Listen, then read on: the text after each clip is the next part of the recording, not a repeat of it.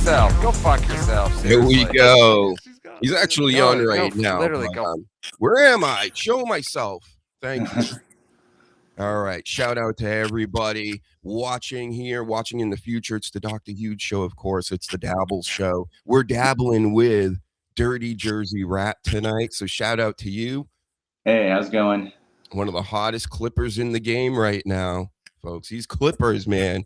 You're almost a millionaire now, I bet, from this clipping, right? Oh, I really, I always make the joke that I can retire someday, and looks like I might be able to head to the Bahamas or Perth, Australia, wherever, somewhere nicer, somewhere much nicer. Yeah. So what got you into the Dabbleverse just to begin with? Well, it goes back a long way. I'm a long-time Howard Stern fan. My father got me into Stern back from the WNBC days. When I was younger, my parents were divorced, and my father would pick me up on the weekends, and he lived up in North Jersey, so we'd get NBC on the way up, and he was doing like the afternoon, like till like 7 or 8 o'clock or something. Like we'd hear him, like I remember like hearing him kind of late, kind of going back up to North Jersey, and just hearing this guy and like the bits, and like my dad was cracking up, and he's like, "Oh, this Howard Stern, he's crazy. He's out of control. He's funny." So I followed him, but like we didn't get him in Philly at the time. Like that's where I was living in South Jersey, and then we got him in Philly, and then I got into them there. So fast forward to years ago, I was watching a lot of like Howard Stern videos on YouTube, and along in my algorithm came the Stuttering John podcast. So I started watching that, and I was like, wow, this guy's still around. And then TSN came into my algorithm, so I followed that, started watching them, folks. That's what he's talking about. Yeah, and then from there, I got into like MLC and NLO and Zumach, like slowly, because they would mention these guys, and I just somewhere along the line just started watching these other guys, and so about like 2 years I've been following the Dabbleverse, I'd say. Many of us are old Stern fans, old O&A fans, things like that.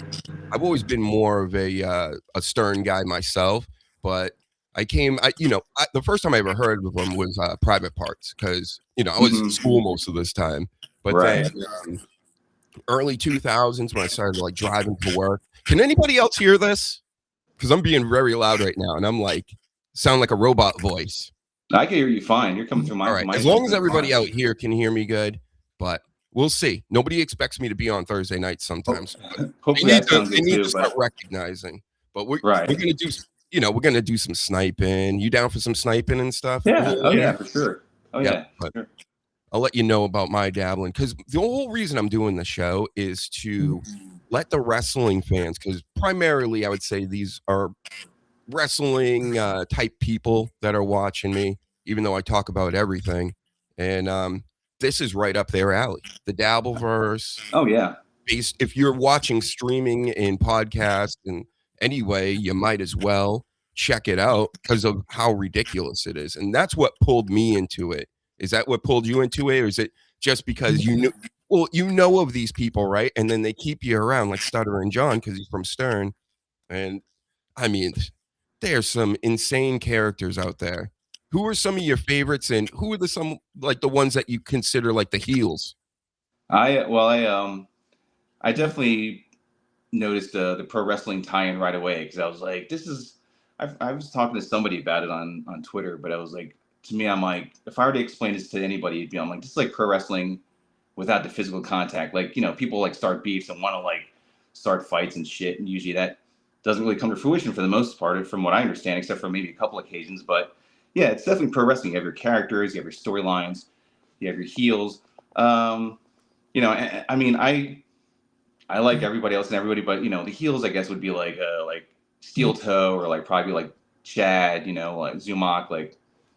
I think some people might see like Melton as a heel. I think it depends on how you feel about the person. It's like pro wrestling, actually, or like any other kind of form of entertainment. It's like depending on how you feel about the person or what you've heard, the perceptions, the stories.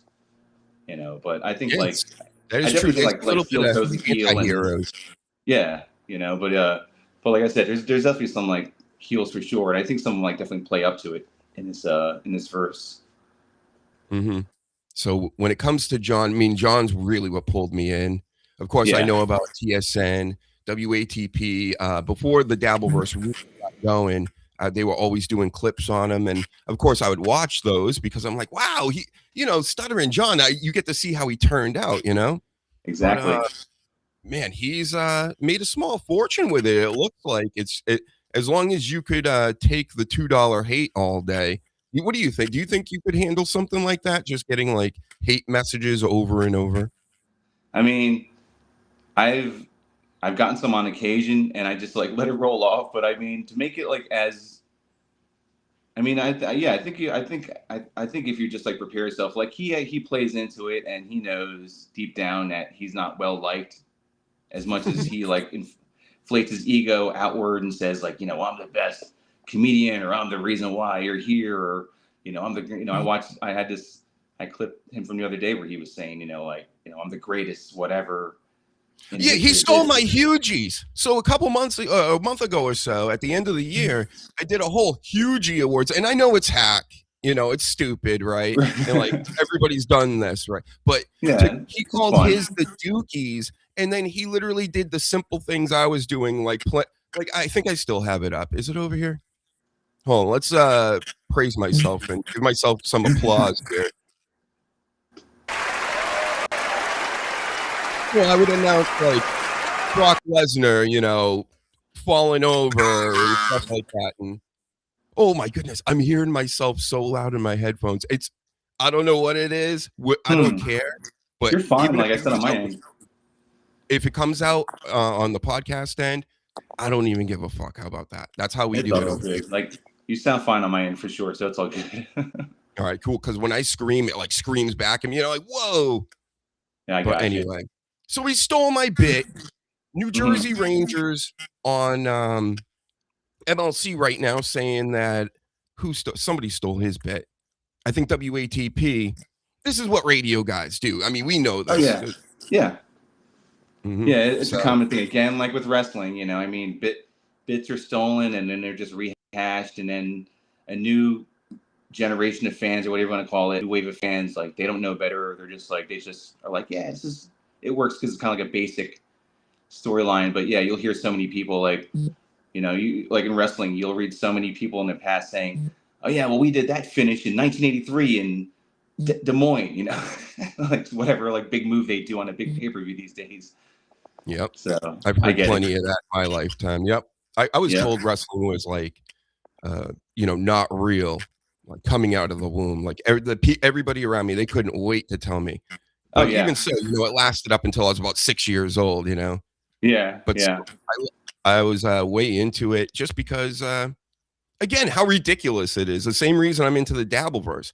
And people, that's why I don't even mind telling people that I'm a pro wrestling fan, especially these days. But even back in the day, it's like, so what? It's like, you don't understand that there's like a whole performance happening. And they would always be like, did you know it's not real?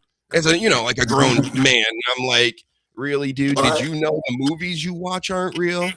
I'd say the same thing. Yeah.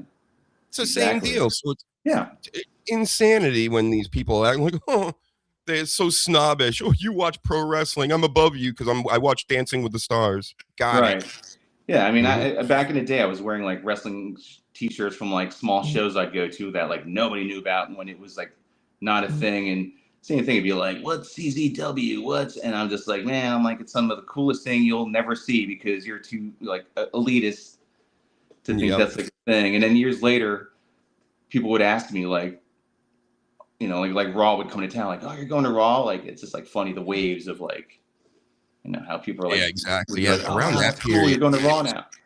It was totally cool to be in the wrestling at that point. Yeah. Yeah. They're like, someone was even like, oh, you're going to see John Cena? And I'm like, yeah, like, wow, somebody even like knew that name. Even then, it was kind of like, that's kind of crazy. Yeah. So, I mean, there's a lot to talk about here because there's so many characters, again, like I said, in the Dabbleverse. I mean, you're, again, one of the top clippers out there now.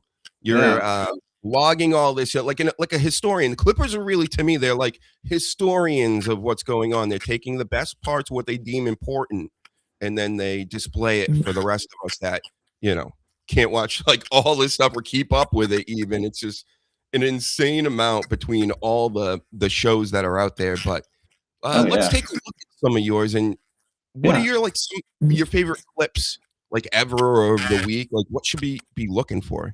And that's just like it's just a recent one, but there was one where Karmic was he was flipping out on Haley from Pretty Antisocial. Like she was watching like an old clip of him when him and Felicia were on MLC and they were going over like their first like romantic encounter or whatever, and she was going off on him and he was just like, oh, here's Pretty Antisocial clip, watching me or sniping me. Let's see, let's right here, this right? one, Anthony Pretty, this one, and I'm just thinking about it too because Pat Dixon watched last night and he loved it, but also like I was like, like Karmic is definitely one of the clips that I always, All right, so he's also one of the few clips sometimes that gets me age restricted on my channel. So. Oh yeah, I'm sure.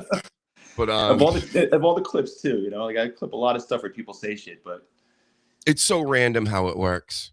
Yeah, it's funny. But Karmic is a random weird guy that lives in the woods of Minnesota, and used to go on MLC. Was big Pat Dixon chatter. If you even know who Pat Dixon is. To be honest, I'm not a big Pat. I like the people that are like fans of stuff, like you said. Like Pat Dixon is a heel to me because you end up being a heel when I'm like, I think you're boring, right? Yeah, like if you really don't. You're not like I get that around like not because he's not doing anything. He's got the eyebrow and what else? Yeah.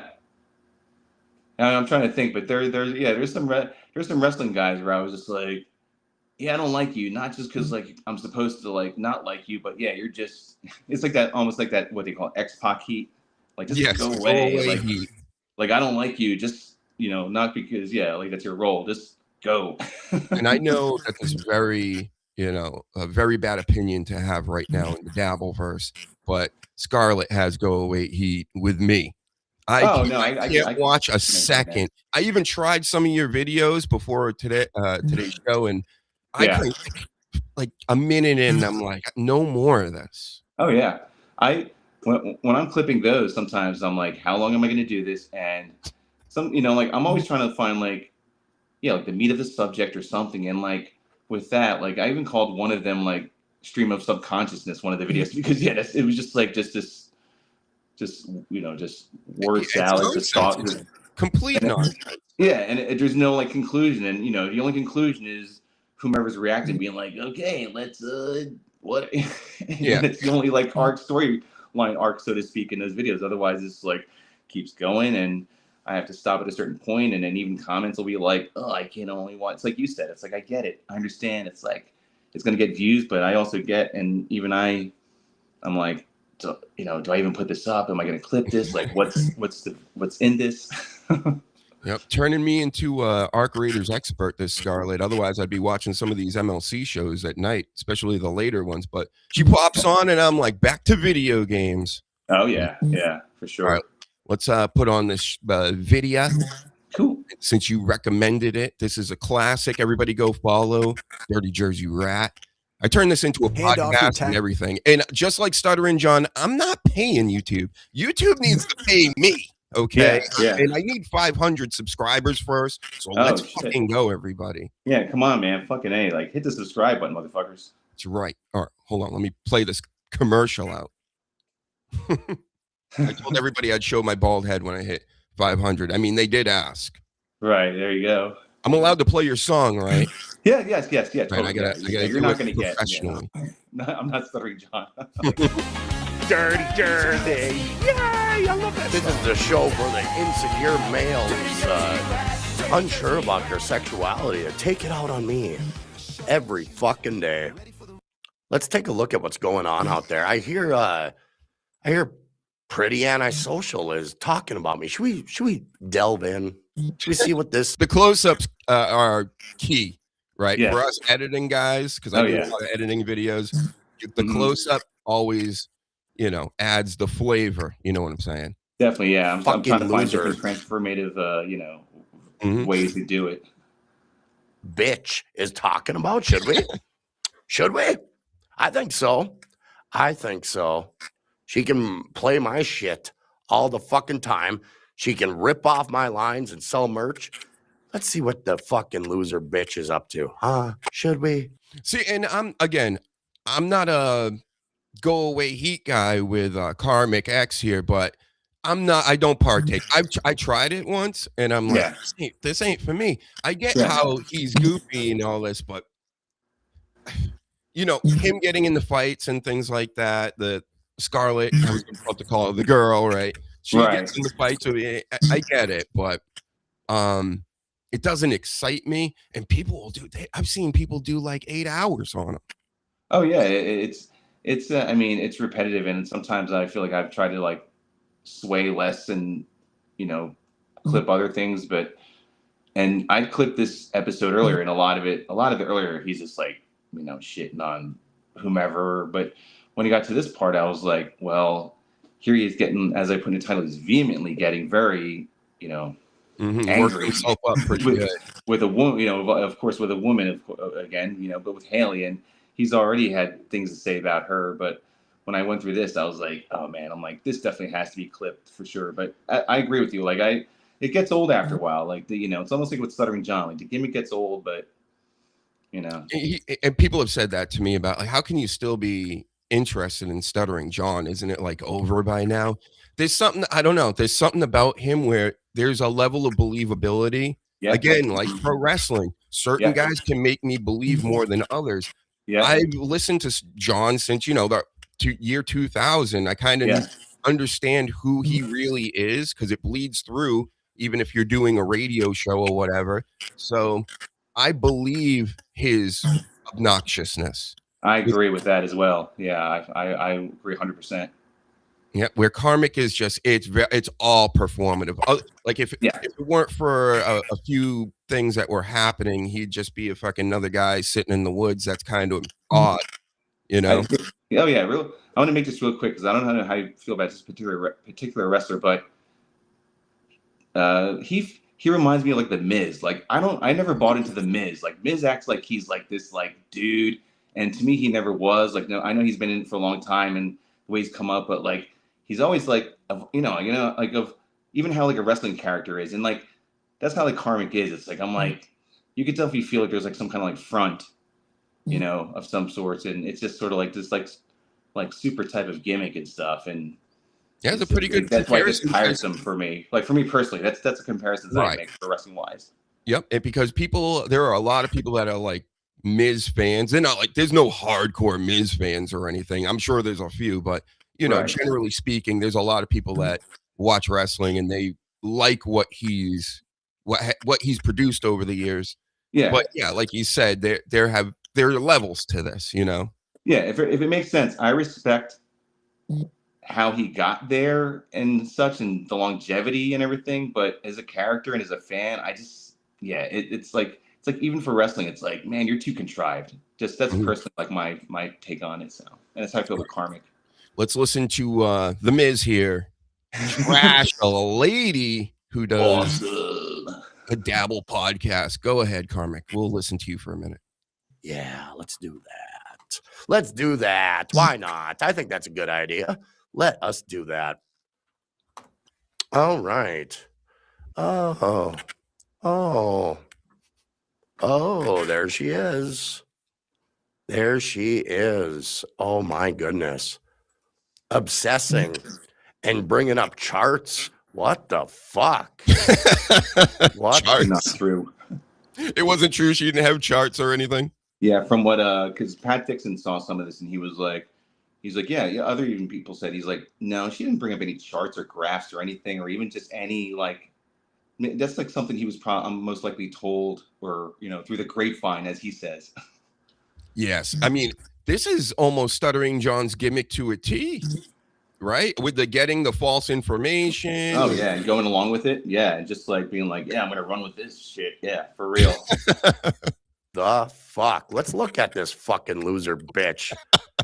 Oh, my. Let's examine what a loser I am bitch enjoying is, him right now. Yeah. What's that? No, same. I am too. like when, like you said, this is a great clip because he's getting so worked up. All right, I'm gonna stop interrupting him and let him like cook for a minute, or as I say in the Dabbleverse, let him microwave. Hell yeah. Let's do that. Loser bitch with nothing of importance going on in her world except Dabbleverse. Remember, folks, she said, I can talk about you because I'm a family person. I'm a family person. I got this going on. I got that. You don't have the right. Go fuck yourself. Really? Go fuck yourself, you vapid cunt. Fuck you. Let me go ahead and get rid of their chat. I don't want to give them too much credit. So let's see what she's got to say if she's not coasting on. All I know is my dick. I come when I'm around women, and not as much when I'm with guys. Okay, but I'm tired of failed relationships here. Clip show. Mystical everything. Clip show. Case in point. Clip show. Just coast on a clip, bitch, while you sit there. Do you think he's gay or not? Coast on a fucking clip. While you sit there. Him if maybe he was Coasting. Look at you just doing nothing. Nothing. Just watching me, watching Felicia, watching shows and clips, just sitting there doing nothing. Were you masturbating? Nothing. A lot of masturbation. Absolutely nothing. Like, reminder. Oh, yeah? You guys are on a live stream with Kevin Brennan, not a sex therapist or any of that. Or like a private. Oh, she's talking? Instead of watching clips? Am I the only one that thinks this is absolutely insane? You're insane. You're fucking nuts, you parasocial like, the fucking loser is bitch. Whether or not he's gay. That's what it is, right? I just stopped it right where she said it. That's why he's so angry. Yep. Own it, bro. I mean, people call you know how many people call me gay, bro, and of course I'm not. But you know, I play this clip for him. I'm not gay no more. Not no more. I might have used to be, but not no more. Yeah, fuck these people, Karmic. But I guess he's got a show to do, and this is how he does it. So it's like ammunition, ETM style, you know? Right. Mm-hmm. You must love ETM, right? What's that? Eric the Midget. Oh my God, I missed Eric the Midget. That's other clips I was listening to before I got to the Dabbleverse. Yeah. Yeah, I wish I was doing, those wars were amazing. Yeah, I wish I was doing shows when he was alive. And, yeah, you know, he was a wrestling fan and all that. It was amazing. It would have been amazing. I know, man. Let's do it properly for him. Rest in peace. That's right. The 5 Hagron salute. There we go. We got it. Nice. All right, back to you, Karmic. Tell us more. We love watching clips of you now. And you guys are just discussing it like it's what you had for lunch. Like, what are y'all doing? What are you doing? What are y'all doing? What are you doing? Nothing. Watching fucking clips. Loser, I don't bitch. masturbate much in the last couple of years. Oh, you gonna comment? Gonna comment? Look who's here. Mr. Kill Everything. Yeah, we're doing Gonna comment? big show on behavior and stuff like that. And this was Oh, part you of know it, was this behavior, don't you? You're a emasculation, ripoff. this humiliation ritual. that she Ripoff. put him through, and it had been. I watched this once when it happened, and I She haven't seen does it a lot since. of watching on her fat fucking ass, doesn't she, refresher. people? If that helps anything. Yeah, Hey, he is chugging that thing. What is that? Oh yeah. A Starbucks little glass jar thing? They don't have Starbucks where in the woods. I don't know. It was how he gets that stuff delivered or whatever. But man, he is chugging along. Man, he is flying on Down in that thing, but Oh, yeah. skull, right? Total skull. His skull is getting scolded. My skull is yeeting. I do yeeting on here. It also wakes you up a little bit. That's right. Yeet with me. Let's do it. Yeah. Gonna run it back on them. Hell yeah. That's right. The people love it. Some of the people hate it. Half of my guests won't even do it. Well. Be them. All right, let's watch him finish, chugging this fucking whatever this is. that clears everything up. I gotta jump off. Anyway, No, I listen. I'm not even. Yeah, just sit dice there and playing, watch. like, Oh, watching what is time, this? like, Oh, women what make is me this? Why you come. That's gather a fact, charts, and you it's dumb like, loser bitch? If I was Get a watching life. Billy, I think I would come. Like I was giving my I was like, Not me, dog. Oh, not me. How about you guys? Not Did you feel that me. way? Not me. Let's Not just me, see it in the dog. chat. Not If you me, were rubbing dog. on Gilly, would she get you to that Not point? me. Go make some more AI Carmax videos. is sniping. You're smoking him and viewers. Oh, and Carmax is definitely gay. Aw. Hey, Carmax. Thanks, Panhandler. sometimes I do sex. I love that we're now emasculating and humiliating him on his stream. Watch this. Let's just do a cycle. You want us? Oh, and yeah, Carmax loser bitch. Got nothing else to do but watch my shit. Carmax, Loser thanks, bitch. Panhandler. Sometimes I do sex. I love that we're now emasculating and humiliating him. I hear this on Arc Raiders all night when if you shoot somebody in the back, Oh yeah, they just lose their fucking minds just like this. So he should get on Arc Raiders. He would have some amazing Arc Raiders clips. No, I don't know about this game. It's one of the hottest games going. Oh my god, he's perfect for that. Sounds like perfect. Get on that live, whatever the mic chat. It's one of the best in the world I've ever played. That's what makes the game so great is the interaction between the people and how things work out in this. I wouldn't call it an open world or whatever, but right. I'm not like crazy into games, but all I know is this game's the shit, and it's because you get to hear stuff like this sometimes. Yeah, don't you love that he's busting someone else's balls about using AI? Yeah, right. That too. I was gonna bring it up, but I'm like, I'm gonna let that go. I mean, that's almost an obvious dunk. Yeah, I know. But yeah, I mean, how ridiculous is that? His whole background is AI. The music is AI. Which when I first heard he was making music, I'm like, I was like, cool, because I make music too, right? Yeah. I got a channel. Nobody looks or listens to any of this stuff. I've learned the music industry's been over for a long, long time. Right. Yeah, and if I wanted to get into it, I'd have to do some Diddy stuff or whatever. And so I'm just going to make tunes for myself. And I make weird electronic music like you heard at the start of the show. Yeah. This guy makes weird electronic dance music and stuff, but it's, he's not making it. And he made it seem at the beginning, I thought he was really like putting this stuff together. I'm like, oh, that's actually pretty cool. Yeah. How dare he? Lame. But using an AI video here, or even for your background like this, I don't hold that against them. But when you got full soundtracks of it, come on, buddy, you're gonna call out the AI now? Got it. Yeah, no, it's On history, watch this. Let's just do a cycle. You want us? Oh, yeah, loser bitch. Got nothing else to do but watch my shit. Carmax, thanks, Panhandler. Sometimes I do. Wait a second. Why is it playing twice? Did you hear that? Yeah, I remember. Is that in the video like this? I think, it's in the video. Yeah, it's not. Okay. It was something in the video. It was like how he was watching it, or how I remember like Dixon was explaining it because he watched it last night, and I forget how he explained like maybe it's how he was watching it. It was echoing. I can't remember, but that's off the video. Yeah, it's not from. That's definitely not from my end, but it's from him. I love it. It's weird. So he's agreeing with himself right here, kind of. Yeah, pretty. We're now emasculating and humiliating him. Oh, sorry, what?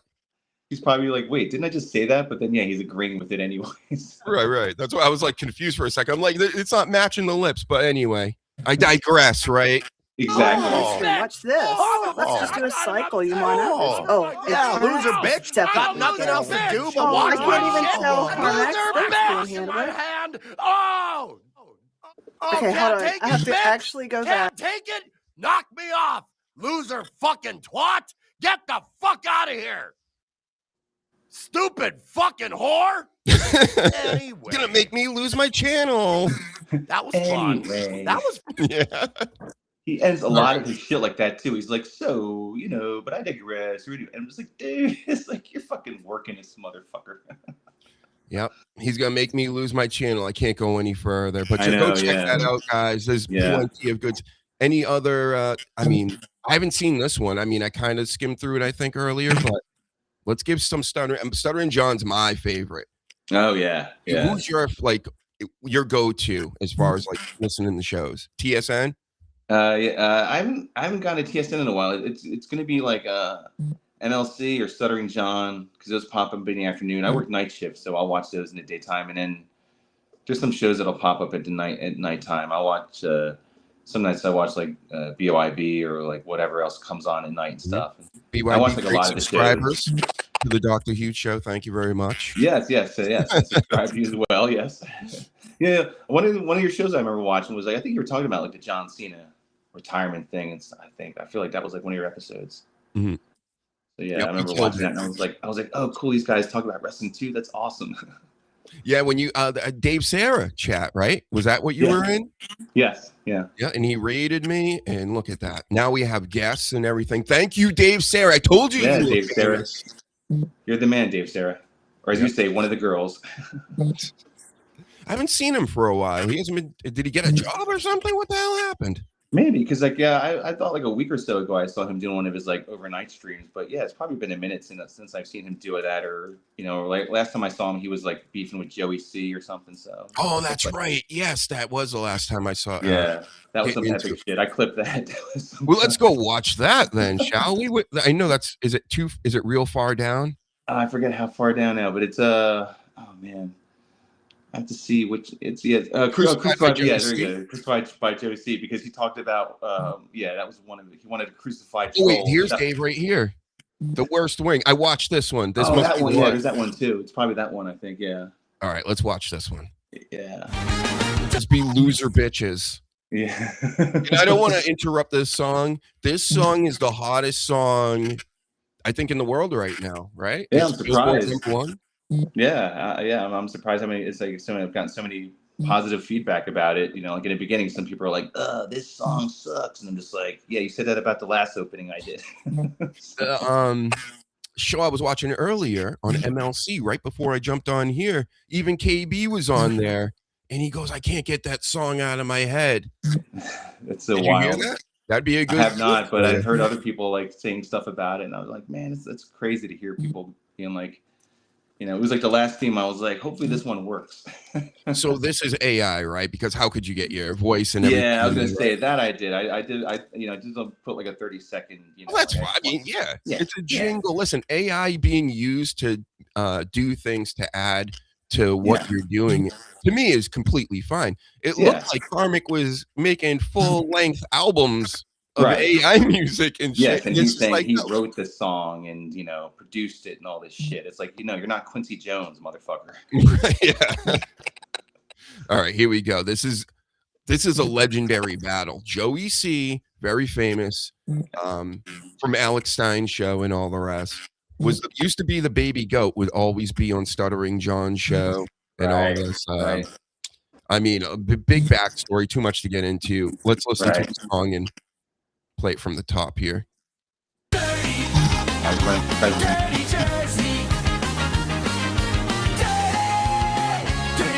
just curious. I'm just curious about some of Dave's views, is why I jumped on, and I was going to go on Kevin, but please. Dave telling Dave in the red, for those that don't know, Ray DeVito in the top left corner. This is his show. He is highly boring to me. Dirty. I'm sorry. Oh, he is. Yeah, he is, right? Yes, why do people watch him then? Is it just because even him, like, we get it, he's dumb, and like within a week it's kind of lost its luster. Yeah, I'll watch it, and sometimes I'll naively be like, let me see what he's gonna say, and a lot of times it's like, oh, God, even like with guests on, it's just like, dude, it's like, I thought like Charlie Rose was boring when I was a kid, but fuck, man, this is just like, whew. It's supposed to be a comedy show, and he'll get comedians on with him. Yeah. It's just brutal to listen to. Yeah, this is honestly one of the better moments this is why I'm like, this is why I gotta get this one, because and obviously he's not involved in it too much, as you'll see. And of course, Clearwater Chad, friend of the show. But again, this little pose that you do and not saying a word on most shows, we got to put an end to that. I was trying to give him advice, and I'm not usually an advice guy because unless you're asking for it, but he came on and I'm like, bro, why don't you just do something like, Halloween is happening. You should paint your face white, the vampire makeup, and wear the little cape. and then just do whatever your show you're doing or go on whatever show you're going on. And he's just like, why would I do that? And I'm thinking to myself, why would you do that? Because it's fucking hilarious. That's why. It's fun. You know, have some fun, man. You know, like you're not just, you're doing a show for people, you know, you expect people to watch and be entertained. Like, do something, man. You know, like you're an entertainer, you're a comedian. Pick up a pen, put on a mask. The description of somebody saying in the chat one time, and everybody says it now, is about like a kid in school that lays on his desk because he's bored to death. That's that pose right there. So, yeah. He'd rather be somewhere else, of course. Yeah. Cut it out, CWC, or else. No more big paydays from Dr. Huge, right? Wink, wink. All right, here we go. Dave, what proof do you have that I'm a grifter? That's what I want to know, number one. Where have I the actual Joey? No. The fact You made the statement. Tell me the proof you have I'm that I'm a telling you. grifter. Yeah, Tell me no, the I'm proof. about to tell you. I'm about to tell you. Tell me the proof. Are you ready? Are you ready? Yeah, I'm ready. You're running for president, and you know Griff, you're gonna lose. You know what? I know I'm not going to win, but do you know why I'm doing it? Do you know about my Because you why wanna I'm help doing it? I'm fighting people. for prison reform. That's why. That's my main thing. Oh, do you? Fighting for prison reform. I hope you get there, buddy. I believe in what honestly. I'm doing, and I'm a registered, legitimately. I'm following the letter to the law, and now I'm trying to get on the ballot. So where's that a grift? Chad's his running mate, by the way, for those that don't know. Yeah. At least I think Chad knows that this is a work. At least I don't know. Right now, listening to Joey C, this is why this is great. He may be one of the all-time greats without people giving him the respect. Because how the fuck does he believe anything that he's saying right now and will be saying in the future to our Dave Sarah, one of our friends? Right. It's kind of like Kaufman levels in a way, hopefully. Yeah. Right, yeah, totally. All right, here we go. Nobody comes to me for my campaign. You make accusations that you can't prove. And then you say, I need to save face. I left the Dabbleverse. I come back and I'm more popular than most people. How many subscribers you got? You're more popular than me. That's for sure. I want to know how many people watch you and how many people coming. How many people are interested in you versus my popularity. I'm interested. You know what? My numbers. Let's just get this on the table. You want to throw daggers. The other day I gotta say again, thank you for things like this, Dirty. This is gold. Honestly, to people like me that understand what's going on, and that's why I want more people to see this because it's so absurd. Everything that's happening right now. It is for sure. It's really crazy. You're like, is it a work? Is it a shoot? Work shoot? I can't. It's just so absurd, like you said. And this is the only time I would never watch Ray's show. Again, it's one of those. If I'm not watching Karmic and he's doing that stuff, I'm definitely not watching Ray because he just sits there like a lump too most of the time. And it's like, and he just looks like he always looks like has this pained, confused look on his face, which it annoys me. Why are you like looking like you're in pain all the time? Oh yeah, like he's in agony. I know, man. Like he's always always looking at the screen. Like, like I don't want to be here. I don't want to be here. It's like, well, then what the fuck are you doing here, dude? Yeah, exactly. All right, back to this fight. This is a great fight, everybody. Telling me how good guy I was, and you want to wish my family, you're a hypocritical piece of shit. Is what you are. Okay? And I'll tell you that to your face, whether I see you in person. I don't give a shit. You got no proof, nothing to back Joey, that I talked shit to you to your face in Tampa, and you did nothing. And I'm accountable for everything. I'm more accountable to Dabbleverse than anybody in the Dabbleverse. You tell me why. Joey, don't say you'll do anything to my face, motherfucker. I literally called you stupid fucking fat fuck to your face. I'm not afraid of you, Tampa, and you did nothing. You walked away from me. Dave, you didn't do shit but mumble past me. Anytime you want to come meet you me, mumbled. I talked to you. You walked past me. I'll come look. You're a fucking so full of shit, Dave. You were mumbling and you ran past me and been in front of the cop. Fuck you. You ain't shit. I wasn't walking. I was standing still. I'll come to California because I'm going to visit somebody there. I'll be glad to call you. I'm not afraid of you, Dave. I'm not afraid of you. Get through your head. Yeah. Dave, I am not afraid of you. You did nothing.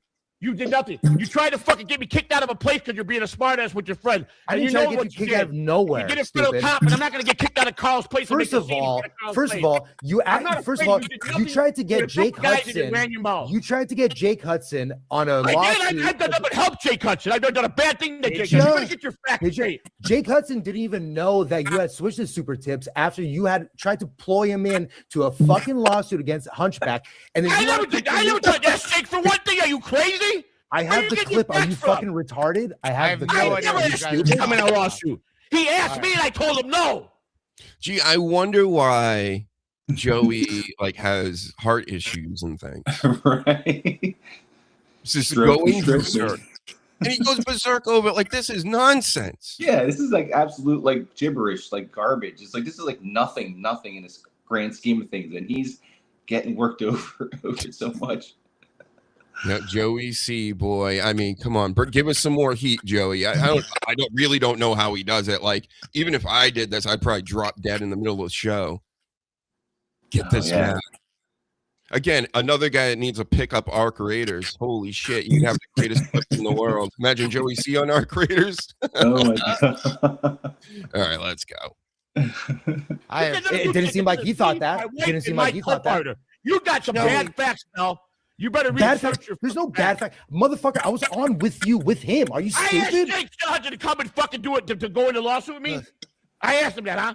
No. And of course, you know who Jake Hudson is, right? Yeah. Oh yeah. Yeah, for the audience, that he's an autistic fellow, walks all around his place while he's on shows and is in the chat. Big wrestling fan as well. Shout out to him. Yeah, big time. But He shares a lot of my stuff.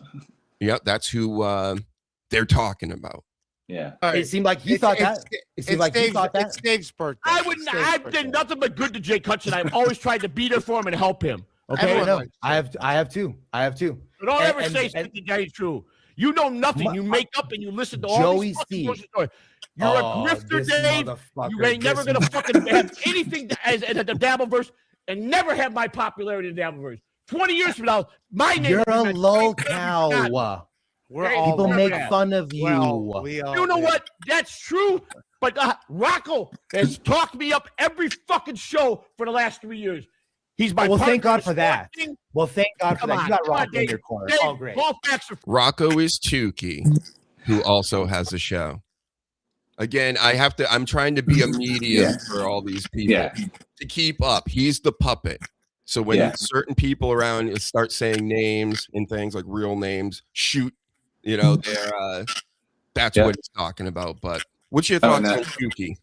And as y'all are learning about Ray, if you don't already, Ray's that type of guy where someone's like, "You're a fucking asshole." He goes, "We're all assholes, right?" Like he's like trying to be the peacemaker, as you can see, like the fucking like cucky peace.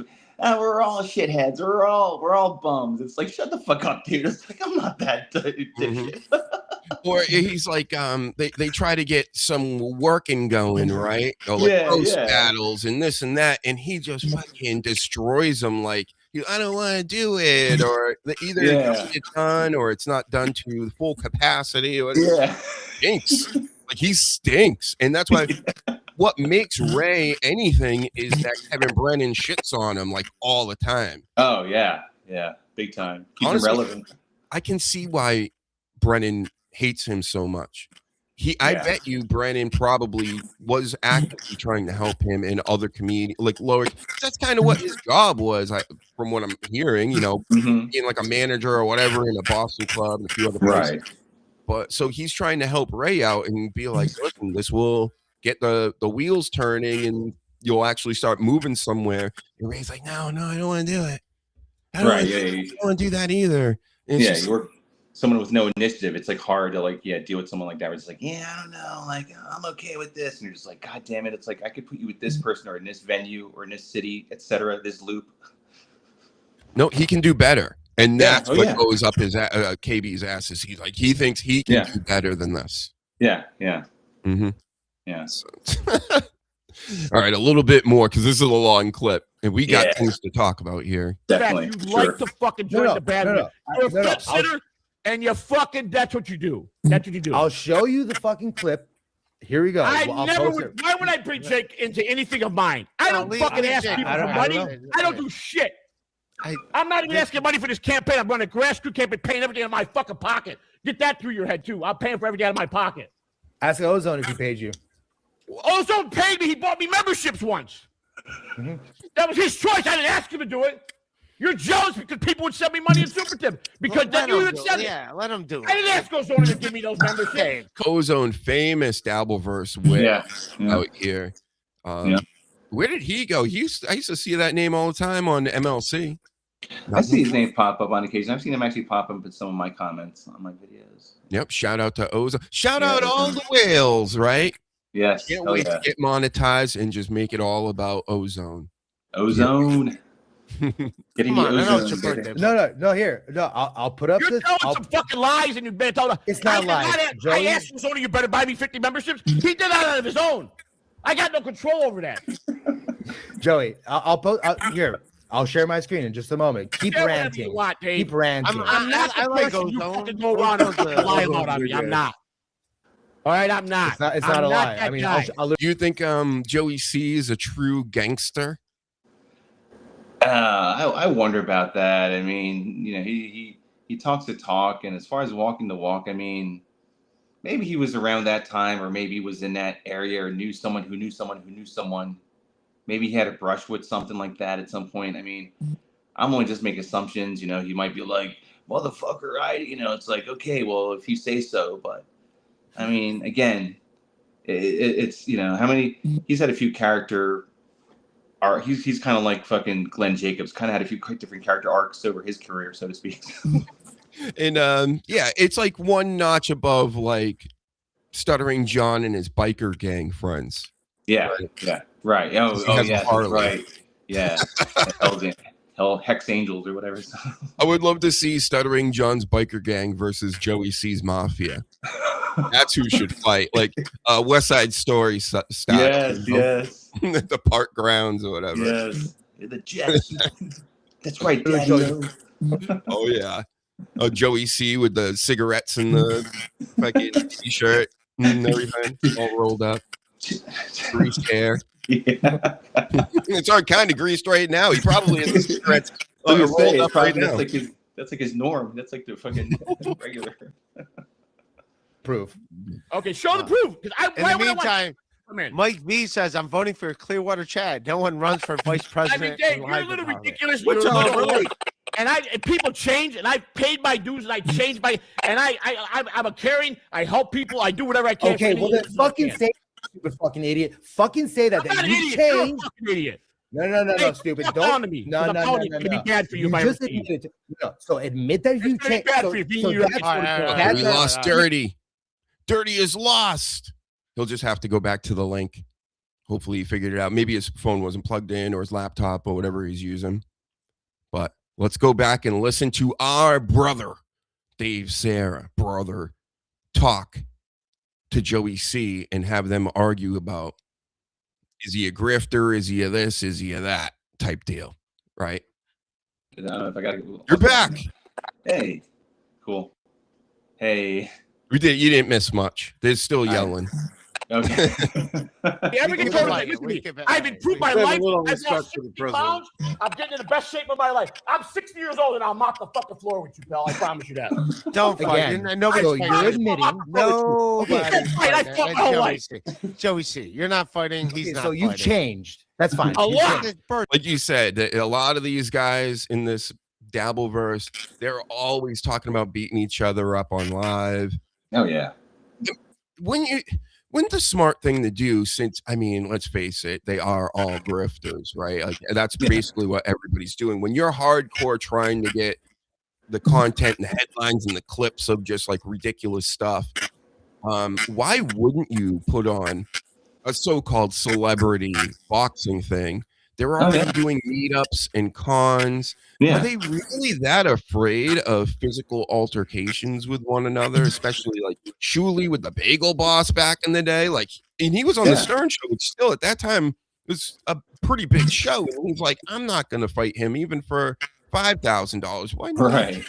I mean, as sad as it sounds, I mean, the blueprint of it all is the Cabby John fight from back in the day in Atlantic City. You know, that's why I think a lot of people are like, John brings it up too, but a lot of people are like, like Steel Toe, let's go in the ring. Let's do it in the ring. Let's do it. It's just like, it's like, besides the celebrity shit, one of the big radio shows of all time that we're fans of did it, and now that's kind of like where people would be like, yeah, let's get in a match. Let's do a boxing match. It's definitely because, most likely because of that as well. So, but yeah, just definitely put your money where your mouth is. But I think it's definitely just like all talk. It's just all promo, just all talk, no payoff. And that's how it's, it's like how they say Dabbleverse. It's like a lot of it's like no payoff. It's like just promo, talk. It's just like, and then Then they And just meet up and lawsuits just like, and PMCA. I met up with so and so, and they were actually pretty cool. Oh, every time, just about, right? That's like almost like a 99% of the time. Yeah. I mean, Yeah. Stuttering John met Chad, and they're cool, and Yeah. you know, of course, they work after. They go right back to shitting on each other. But when they meet in person, it's like, no, we don't want no problems. Yeah, yeah, and it's a funny thing. Is on one hand, it'd be like, yeah, that's no problem if you meet up and you're just like, yeah, you know what, that person actually be cool. But then you go back and then you just do the gimmick again. It's like, oh yeah, you know, he's a shithead or this and that. It's like whatever. Yep, Bob throwing the drink. I mean, what Stuttering John and Melton in with the security guard. Security guard looked like a deer in the headlights. Like, what am I supposed to do? Like, what the fuck is this? What am I getting myself into? That was all at the same place. That was the best little meetup they had. Because, you know, I'm watching from afar. If it was close, like if it was like at Foxwoods or Mohegan in my area, I would definitely go just to kind of watch from afar. Oh, like yeah. Fucking safari. Because these people are just animals to me, savages. So I just be like this, maybe like to a few of the ones I deem like normal enough to walk up to. I may be like, hey, you know, like I know who you are. But yeah, I mean, going to Atlantic City in the dead of winter sounds like hell. You know? Oh, I know. God, dude, one of the stories I liked was hearing was Chad was like giving away like those Ray Plato stickers or whatever. Oh yeah. And Ray's, and Ray's like, oh yeah, you're making money off of me, and Chad's like, no, I'm giving them away. Giving them away for free. It's such like noobs. I'm telling you, you know, like this is again. I'm trying to tell people, sure, I've done this before. I came back earlier this year to like or last year to get the show rolling again after a major hiatus. But it's like these fucking guys. They really act like they've never done any of this before. It's just like they're worried about their little backstage passes and you know, whatever the fuck. It's like they're, you know, I used to know kids like this when I was younger when we start rock bands and stuff. And instead of talking about the band and the music, they'd be like, you know what we need? Stickers. It's like, no, what we need is a fucking guitar first. Oh yeah, you know? So we can actually do this. And these I'd get that with like bands or like when I was doing ads for like clients and they'd be like, the first thing we need is a logo. And I'm like, okay, well, what's it represent? You're like, I don't know, but we need a logo that's going to pop. It's just like, okay. It's all ass backwards. Yeah. One of the horse type shit. That's what all these guys are on. So totally. That last AC trip, I'll tell you a little bit about my Chad fandom I had for a minute. So gotcha. I started learning about Chad through WATP, but those videos didn't really interest me, so I didn't really give a shit. But then I started watching MLC more. He was there. He starts his own little snipe of MLC, and at the time, I wasn't like all that impressed with MLC. So I'd watch Chad watch MLC, and then on Kumi and all these other people I actually knew of, you know, because again, you know, we're old radio guys, whatever, and. I'm like, wow, this guy, you know, I hear he was having problems with drinking and this and that, and he's seems to have overcome a lot of things, and that was his redemption arc, right? Right. Did all these things in the past, but I'm like, hey, I wasn't watching him during that. He ends up going to Atlantic City at that last, you know, big debacle or whatever. Oh yeah. I think it was the hotel one where they just went to the hotel. And fucking Tukey the puppet. Yes. After that, he like turned heel. Yes. And came back, shit on me, shit on many other people, even individually and stuff that were people that were like actually supportive of him in his chat. And I was like, oh, this is him. Yeah. Like, oh, okay. So I'm done here. So right. Like, cause I would deal with, you know, the not really laughing through a whole episode because I don't mind the bitching and complaining. Yeah. Like I kind of fuck with that, you know, as far as podcast, like listening wise. And then of course the hype train and all this. But then after he's just like, I don't want any of you here. I don't care about anybody and this and that. I was like, oh, I get it now. You know, he for some reason at that period, something the switch went off or something. What do you think that? Right. Yeah, he's like, oh, he's like, I don't feel like doing this, or I'm just here. He's like, you know, I don't have to do this. He's like, had that whole narrative too. He's like, I don't have to do this. Yeah, it's very strange. It's like, dude, you turned on the fucking live button. He like sat down and actually like do something. It's like, this got to be some of it work. But he's like, I don't even feel like doing this. It's like, you know, like I clipped that one episode where like literally 2 minutes. He was like, he put on the closing, and I'm just like, oh, he's coming back because he's done this shit before. And it goes like right to chat, and then it just like went off, and I was like, holy shit! I recorded the whole thing, just like the Chad show I've ever, you know. And I think like the Brennan or someone played it. He's like, Chad show is only, you know, he only played a couple minutes, or like he's, you know, he doesn't care about his fans or whatever. And then he's like, yeah, he's like, I just didn't feel it. And the like, doodle stuff. A lot. You still do like 2 hours because you'll get super chats and shit. Stuttering John style again, when he used to do the couch fake sleeping shows. Oh, that pisses me off. Oh, yeah, that's right. As soon as I see that, I turn it off. Me too. Yeah, I think that's just like bullshit. I'm like, dude, that's like, you know, you're just like really just like blatant, like grift, you know, just like grifty in the face. It's like just, it's like fuck. It's almost like fuck you. It's like, I might as well just like do this for like 2 hours.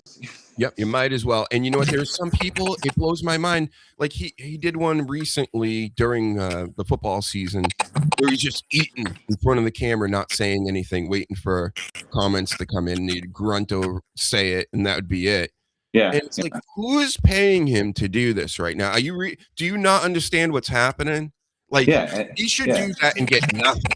Right, and there's a chance is he's not like going to read it anyway. Like no matter what you pay, he's just gonna be like, oh, I'm not going to read it, but thanks for the $2 or whatever. Thanks for the $5, and it's just like, dude, it's like now you're the fool. It's like you think you try to get something out of it. Like, yeah, I'm going to throw him a few bucks, but then he's going to have to read this. But he has that like, I don't have to read that because I've seen that.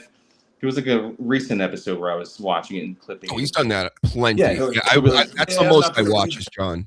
Yeah, he's like, I'm not going to read that one, but thanks for the $5. And then he'll do that a few times. And it's just like, or he'll flash something really quick, which I love when I record it because then I could like freeze frame and be like, that's what it said. Yep. Because sometimes he'll just take them down real quick. But yeah, John. And that's the thing with Chad, too. It's just once I recognized he's just wants to grift everybody. He wants your money, and even if you're not giving him enough, if you're not, you tip sometimes, whatever. He's like, no, that's not enough. Get out of here. Yeah, we've seen the recent things where he was like, I'm at 27 super chats. Let's see if I can get to 30. And then he gets it. Then he's like, he did that when one of the clips I did. His mods were turning on each other, or his mods were like blocking super chatters or super tip whatever and stuff, and that became a whole thing. Like he's like, oh, I was done the show and I came back, and it was like another 20 minutes, and it was just like he was, and then all of a sudden it was to be like, I'm at 97, you know, super chats. I want an even number. Let's try to get to 100. Oh, let's get to 120. And I'm sitting there going. Then after a while, he was like, yeah, I'll admit this is a grift. You know, I want to find what's going on with my mods, but you know, this is a grift. I might as well grift off of it. It's just like. It's just, it's too much for me. I couldn't stay any longer than that. The whole redemption arc going up to, you know, coming down sucked, but going up was pretty fun. You mean it was? You sit through him complaining about Cumia and all, like Chrissy Mayer and all that. Yeah. That was a fun time for a chat. Yeah. But that's been over for a while now. Now he's just strictly baby fatso to me and many other people. So. Oh yeah, you know, even when he had that like Ray DeVito show, he was doing Cumia's. Yeah, that was part of the arc, and it was like, for me, I was intrigued because I was like, yeah, like with a lot of people, I'm waiting to see when the roller coaster, when's the down point, like when's he gonna get the fucking Russian leg sweep, you know, out of nowhere, and like fucking like see the lights, you know, like I was waiting, and that was like making it intriguing. Like I don't even know, for a second I was like, yeah, you know, he's trying, but even in the back of my head I was like, no, like there's something here. And then like, you know, Spider-Man, and I swear, like I'm sure a lot of people saw it, but like because you saw it with like bands, and we've seen other people. When he showed off those lanyards, the very first thing as the step one of that project, I was like, dude, I've worked for concert agencies. I've helped wrestling promoters do a little bit of shit. It's like, if you're not like out there selling tickets right away or promoting what your show is or where it's at or when it's at. Yeah, it's not how it works. Bullshit. Like, I'll go to Lanyard. It's like, when and where's the show? That's what my promoter boss used to ask me. When and where's the show? When and where's the show? Mm-hmm. You got to secure that venue, and you have to know what that venue's about. Like, what do you have for you? You got to think about everything ahead of time, like just the basic stuff. Logistics is the thing. Oh yeah. It's like, so I have people traveling out and stuff, and even if they're traveling out regardless, like if you are like, oh, I'm going to give them this extra incentive to come out and have this extra thing, and it's just like, then it turns out to be like, yeah, we're in my suite, we're gonna tell jokes and be online, and I'm gonna grift, and it's weird. I get what KB's doing. Honestly, I do too. I mean, do the that's same what he wanted. thing. Actually, that's actually what he wanted to begin with. He didn't want all that hoopla and gaga and shit. Like Chad was the one that was like, I'm going to do this. I'm going to get John from Win by 2 to get on this, and that's what got KB didn't want any of that. Blade, right? His name is Blade. Yeah, Blade. Yeah, he didn't. John didn't. John say, Kevin didn't want any of that shit, and he stressed out like even early on, and PT Barnum was like, no, it's gonna be cool, and I'm gonna get Blade to help me, and he knows production. Look at his show. It's just, and all it was get in touch with a venue. Yeah. Work it out. They just know we're gonna wing it. We're gonna set a date, and then we're gonna show up and go, oh my God, where's the microphones and where's the this and what's going on? And 3 weeks before Super Bowl weekend, and he didn't know what was going on with the venue. Like that's insanity. He plans it and forgets about it and goes, yep, we got a date, done. Set it and forget it. Wow. Yep, him and Ray DeVito, they can't even have a fucking one-on-one basketball team. Oh man, it was either going to be in like some court in New York City, or it's going to be in Ohio or in Tampa, or Bulgaria, or how about this? My favorite was Ray going, we need to do 1v1 full court. Like what? Full court 1v1 with a baby fatso. Sure, you're not trying to. Because he's over at Planet Fitness or whatever it is, hanging out in the fucking locker room or whatever. Before his Panera breaks, he's So that Ray's a weird guy. 1v1 full court. On a full court, it's like, dude, it's like you've seen a full court. It's like you can do a full court. It's like you two can do. Nobody does that. No kids do that because they got so much energy. Yeah, it's just insane. I mean, it'd be great for content for a minute. Then it'd be sad. He'd be like, yeah. Well, I know what Ray's thinking. He thinks like a child, just like I think Stuttering John also does in certain ways. Yeah. Like when Stuttering John's like, you want to bet me on something that he can clearly control? You want to bet that I will wear a green T-shirt tomorrow? And send me $100, and then Yeah. I bet you won't win, but Right.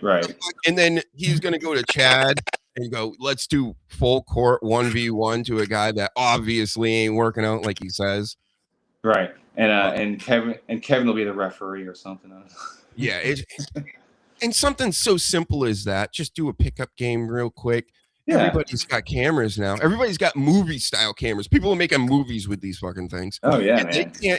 They can't set up a 30-minute meetup to like make $5,000, $10,000. Who knows?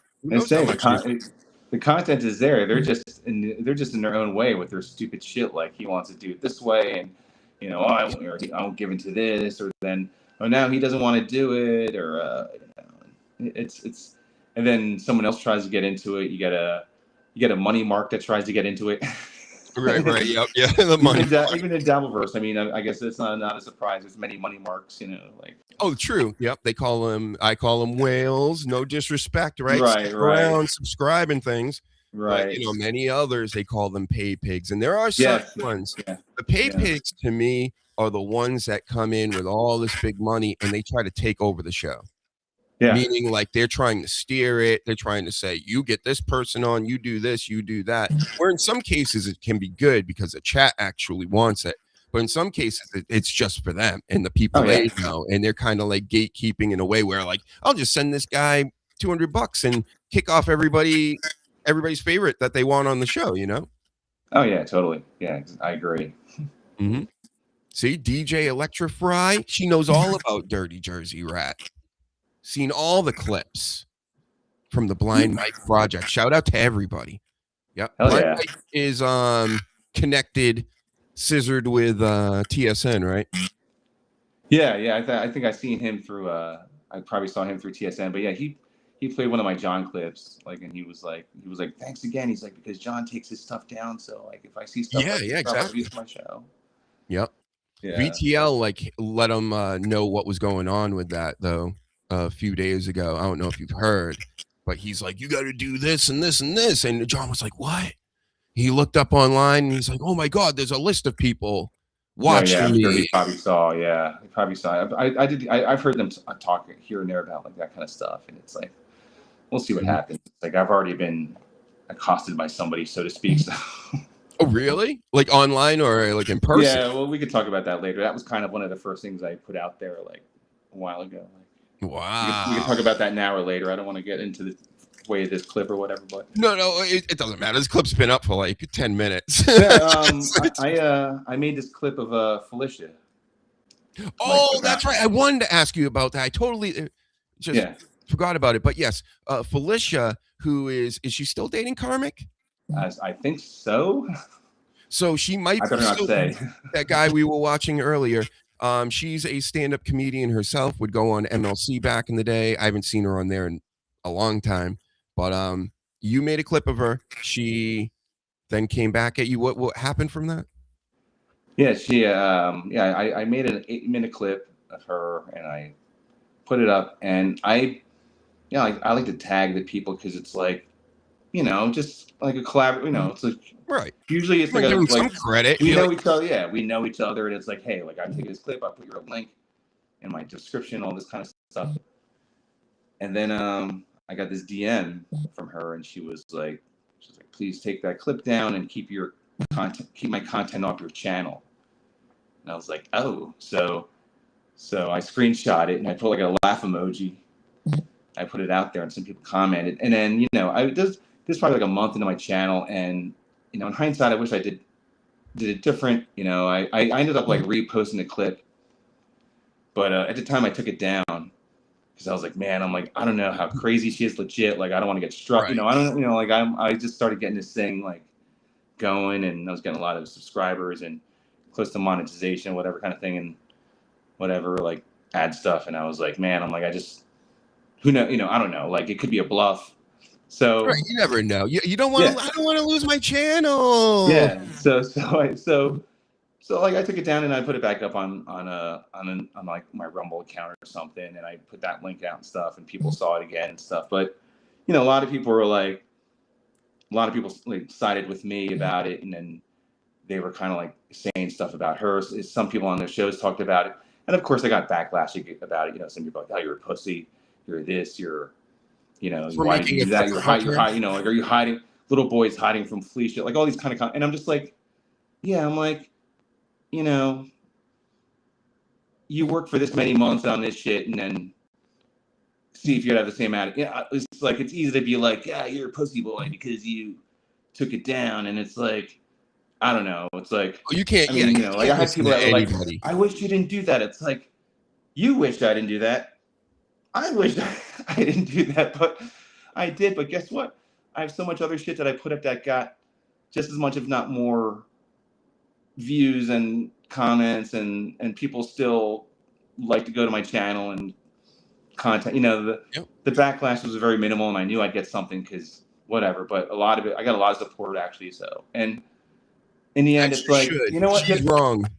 I tried to clip her before, but she's so fucking boring. But I just found this one clip that was intriguing, and the one time I put it up, she's like, "Take it down," you know. And it's just like, yeah, it's not like I've clipped you for like I clip your quote unquote boyfriend.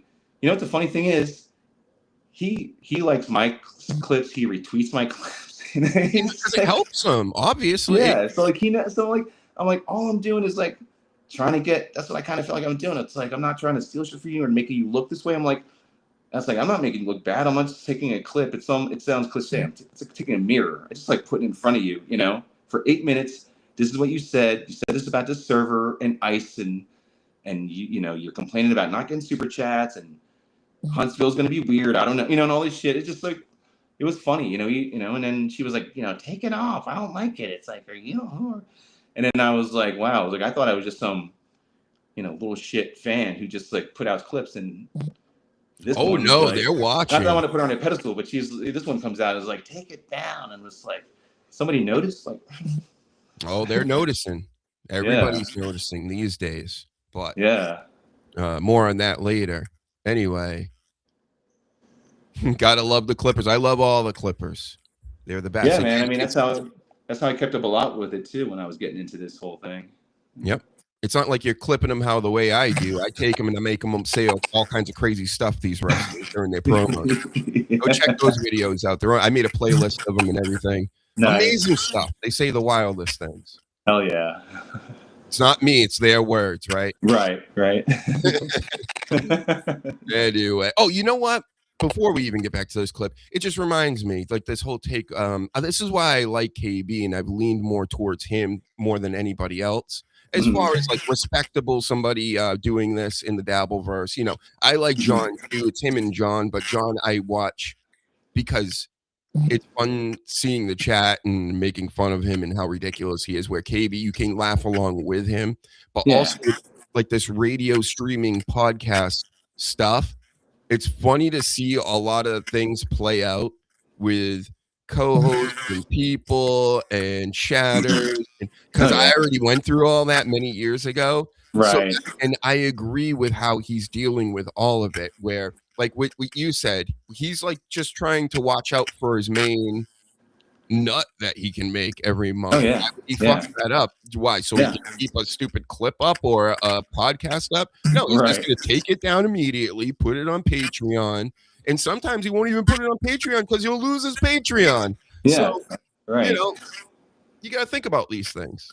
Yeah, and another thing I admire about him too is just, you know, I mean, I know he's been doing it for like a long time and stuff, but he has this way of doing it where he gives people like kind of like this false kind of like confidence in a way where they're like, oh, I could do that. Like, look at that. Like, I could hop on a mic and I'm going to get $100, you know. Oh, no, you know why? I'll tell you. Or $50 super chat. And I've come across that as well. If they make like $10 in 3 hours, that's like, they're lucky. It's just like, I just like love kind of that like craft of seeing that, you know? Yep. That's one of the things I'm thinking of at the, you know, because it's happened to me, it's happened to him. It's like people they get these big heads when they come on. They're like, oh my God, look at the $10, $15 coming in. Yeah. Like I'm a superstar. I'm like, I'm killing it. And it's like, you're a guest on a show. Yeah, right. You know, like you're not killing anything. Yeah, like what they think they should get, like, you know, like what they're like, oh, you know, because he talks about it too. So it's almost like, you know, a fault in a way of its own. But it's like, they hear what he makes and they're just like, because, you know, Kiana was saying that too recently, where she's like, you know, like, you should get this much if he made this much. And it's like, dude, it's like, you determine what you fucking pay. Like, listen, and whether you do or not, like, what the hell is this like entitled? Like, oh, if he made 1,100, you know, they should get 800 or half it. And it's like, dude, it's like, what the fuck? Like, what world am I like? Yeah. Well, once the ladies start coming in too, like this is happening with Scarlett, I believe.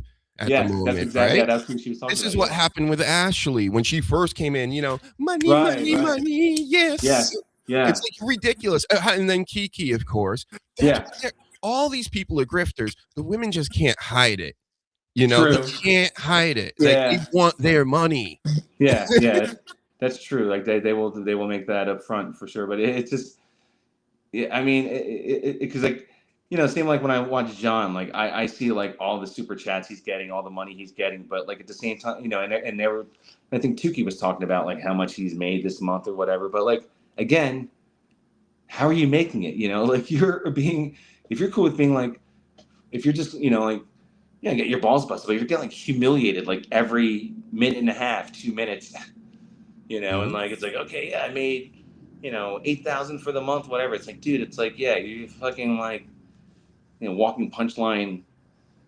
I mean, you know, like gesture. It's like, you know, he kind of like always kind of saw himself that way, but it's like it's in such a like a low, you know, low rung manner where it's like, dude, it's like these people legitimately don't like you. even if they're giving you this money. It's a weird hate pay, but yeah, I wonder where this is going because I don't think it's everybody's been saying for years, remember, it's going away, it's dead, it's over, blah blah. It's never over. Never over. Okay. Not until like people like me and DrTJerzeyRRat say so. Like there's a bunch of us out here.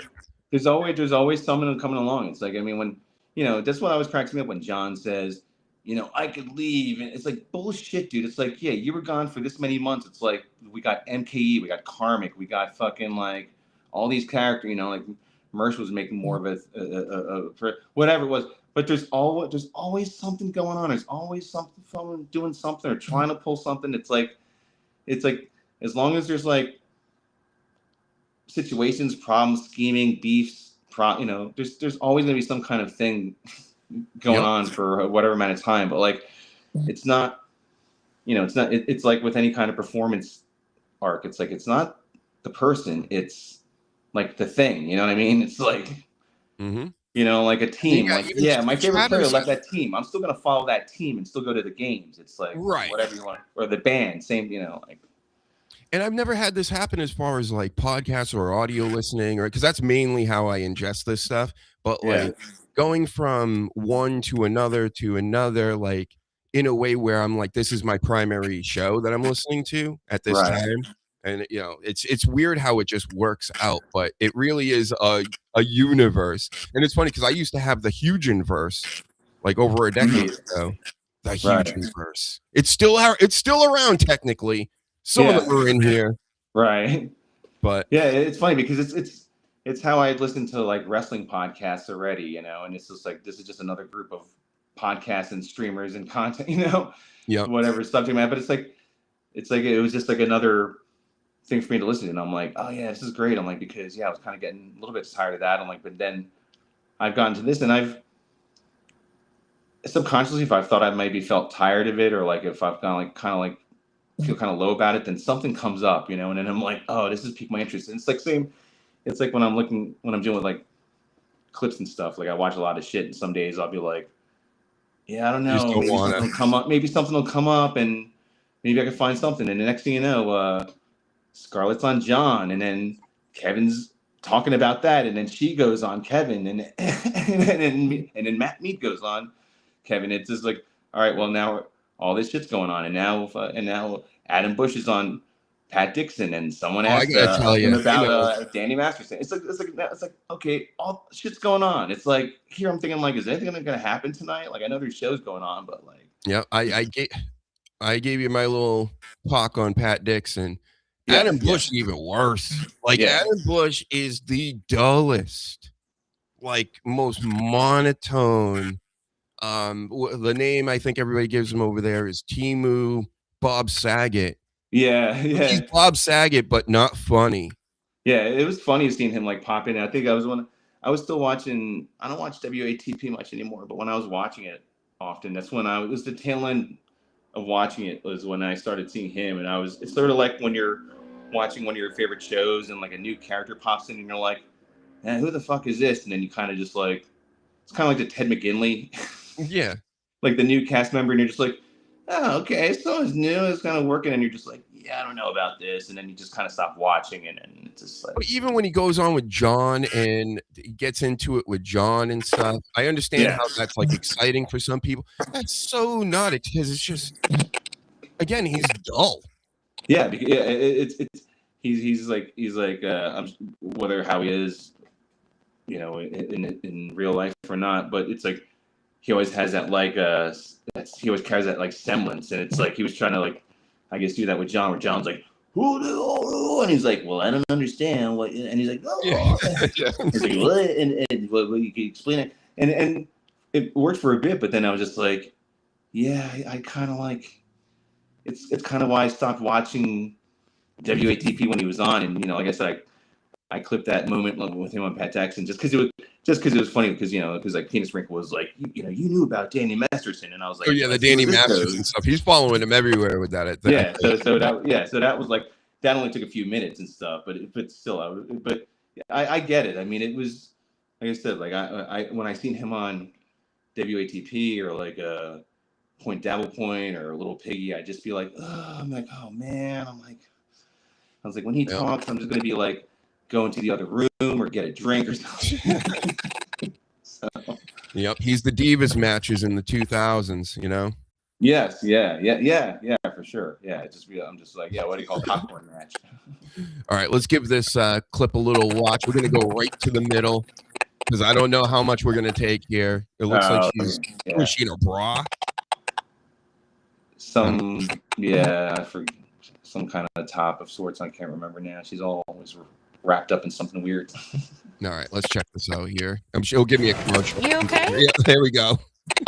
Every time this YouTube, I hate you, YouTube. Come on. And you'll give me 2 of them, too.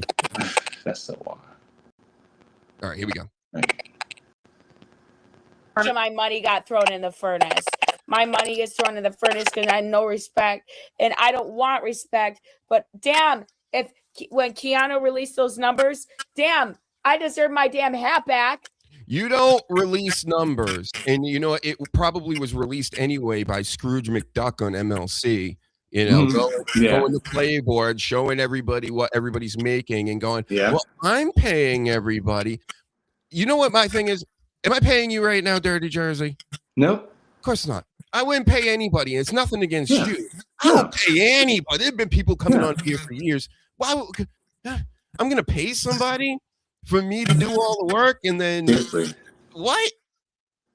That doesn't even make any sense. And these people, like, what is she promoting? What are you doing the shows for then? Right. Just money? Because how is that a job or a career or anything you're gonna like even try to flourish this thing into, right? Right. Like a presence is just gonna, like, mere presence is gonna be like draw the money, but it's like, like there's nothing really. It's one of those, like, if you've seen it once, you've seen it plenty of times already kind of thing, you know. So yep. And that's why I stick up for John when it comes to this. John is smart for not paying anybody. It's just like, why should he? And I know he's a cheapskate and he wouldn't pay anybody even if he loses a bet to him like Alex Stein. Sure. And sure, KB, his reasoning is, well, they see how all these super chats come in and then they want some. And I say, so what? Have them do their own show then, right? Yeah. And I'm sure you'll do their show if they do your show, but they're not doing anything except coming on with you. Right. And I think recently, a few days ago, he was talking about that, and he was saying when he's like, I don't know, something like when the show started making money, he thought, I don't know, something about making it worth their while. I don't know. He just was like, I guess he's like, if I'm making money, I'll pay them. We're all making money. It's like, yeah, you set this precedence, and now people expect money, and then you bitch about it, and then you bitch about people like going on another show, they're not going to get paid. He's like, why should I pay you? It's like, dude, it's like, you're the one that decided to pay them to begin with. It's like, exactly. You should be pissed off at yourself, not pissed off at them because they're going on a show where they're not getting paid. It's like they're going on another show because they're going to get more exposure on that show too, probably, whatever. It's just like, but it's like, that's all on you, dude. And that's why there is truth to it when they're like, he just wants to own people. That's what it is. Oh, yeah. It's like he wants co-hosts, but he doesn't want to lock them in. It's like Stern. He's like, if you go on the morning zoo, you're not allowed on K-Rock anymore, man. He's like, if you go to Scott he did. Yeah, that's an old Howard Stern and probably other. But that's a big Stern trait from back in the day. And I get it. On some levels, I do get it. Like if you're MKE and you're accepting all this money to go on these shows, and then you're going to be like, oh, he doesn't run me, and I'm going to do this, and I'm going to do my own stuff, and blah, blah, blah. It's like, yeah, but you're known on MLC, and you actually get paid there, too. Right. If it wasn't for MLC, like, who the fuck are, like, I didn't know about your gaming shit or whatever before. So. It's just, like, and that's where I think these people get big heads, and, of course, like I said before, there's no misogyny around here. I have women regulars and things. It's when I played the clip the first time, it was instantly money. I want my money. That's how they are. I didn't even see the rest of this clip. I just I get it. But at the same time, it's like, no, you come on these shows and you're not thinking about money. But now that you did a few MLCs and KB paid you, Scrooge McDuck, as I like to call them. Now you expect everybody to pay you, and you're you're right. Yeah, not everybody does that, of course. All right, let's hear this. I mean, these two together at the same time. It was. I was like, I probably should watch this, and I'm like, I just can't do it. But we're gonna do it now. I'm gonna do it for everybody else out here. Let's watch it. Yep. Yes. Those numbers, I just heard my hat destroyed on that stream. If he's making those numbers for and that's saying he made $1,100 off of you. I don't even look. I didn't even look. Keanu was good at pointing that out.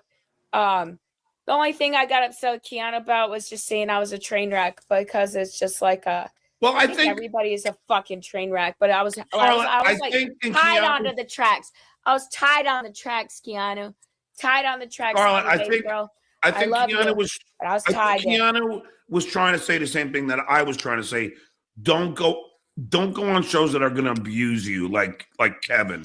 Kevin only like Kevin, not like Stuttering John, right? Oh yeah. Yeah, we're a safe space here for women at the Stuttering John show. Yes, exactly. He never did. No, he never did. He never did. That first time, it wasn't his fault that I got shoved on that stream, and that's that night was not my life. Kevin should pay for that too, right? Yeah. Well, I hope you don't go back on. That's not comedy. That's not funny. No. I can make people money because I'm a yes, loyal he's crying person too. John's that is here this. for yeah. people, and I'm a person. But that's why I help people laugh, and that's why I want to go on streams. I don't want to damn cry every day, and you're not making me cry, John. You're actually I don't want you to cry. I know you don't. Yeah, right. It's just Kevin brought you into this. Like we didn't even know each other. He's so jealous of me. That's why I'm here, because it's like the people that have reached out in. What do you think? Is Kevin jealous of Stuttering John, you think? Oh, without a doubt. No. Yeah, right. Dude, I mean, come on. I mean, it's just another level of delusion that this dude has, man. I mean, I heard that and I was just like, what? Good faith, and who have actually had taken the time to talk to me, treat me like a human being, are the people that Kevin Brennan told me to stay away from. Of course, because he knows that I'm not going to do what he does. I'm not going to pay you, right? Right. He'll never do that. You don't have to worry about that for a second, Scarlett. He ain't pay. Ashley Cummings goes on there, and this upsets me too about her. Like, how are you going to say you're going to go do somebody's show? Then you go on there with the blank screen thing and go, well, I'm not getting paid, you said, or where's my money, my Venmo? And he's like, wait a second. He's like, how about I give you 25 and you turn the screen on? So we're talking about $20. Yeah. You know, and it's right. That's all it fucking takes, man. It's like ridiculous. This is so insane. So, okay, let's give it a little more and we'll wrap this thing up. But, you know. Yeah, for sure. This is crazy because I can't stand this lady. Yeah, there and yell at you. The only thing I want to do is like get your side of the story. And so far, I feel horrible that these people are abusing you. And Matt, you're a fucking asshole. Sorry, it's my own opinion. Oh, it's white night time for Stuttering John. Totally, man. Glowing white. He loves white knighting for broads. Mm-hmm. Big time. What do you think? I honestly, being a long time Stuttering John fan, right? I know John right now is thinking, I have a shot here. I might be able to get in this chick's pants. I mean, if he did it with Kate Meany, yeah, he'll do it with anybody, right? Oh, yeah. 24 years old, right? Yeah, he was trying it with even trying it with Ashley. He's like, I'll fly you out here or whatever. He's like, oh, call in. I gotta send you the link. But he was even like, I'll even kind of do that shit. I'll fly you out here. I'll get you out here. It's like, dude, it's like, yeah. He hit on Bob Levy's wife, right? Was it his ex-wife or ex-girlfriend or something like that? I don't know. That's man code. What's that? That's man code. You don't go after exes. Oh yeah. Oh yeah. Bob Levy. Oh, I know. I didn't know she was with you. I didn't know. And then he did know.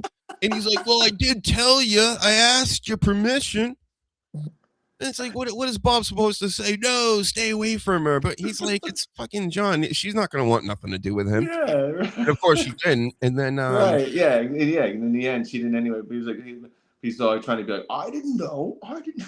Yeah, he never knows. He has the greatest memory ever. He says an elephant at all times, but he never remembers like bets or anything he does wrong, right? Men's the brain, bluffs once in a while, It's like oh, and he every time Kiki comes on his show, because she's on there a lot, right? Past few months, he's always hitting on her. Oh God, yeah. So when the super chats come up and he's like, now listen. I respect her, and I respect Gino. Gino's a great man, except he says the N-word. The same speech over and over. That's how it starts. And then it'd be like, of course, I only whacked off to her once. Yeah. Only once? What's the big deal? It was the night with the leather pants. And it's like, yeah, we all know this story because you say it like every day. Yeah. Oh, and her mom knows. Yeah, because you told the story a bunch of dipshit.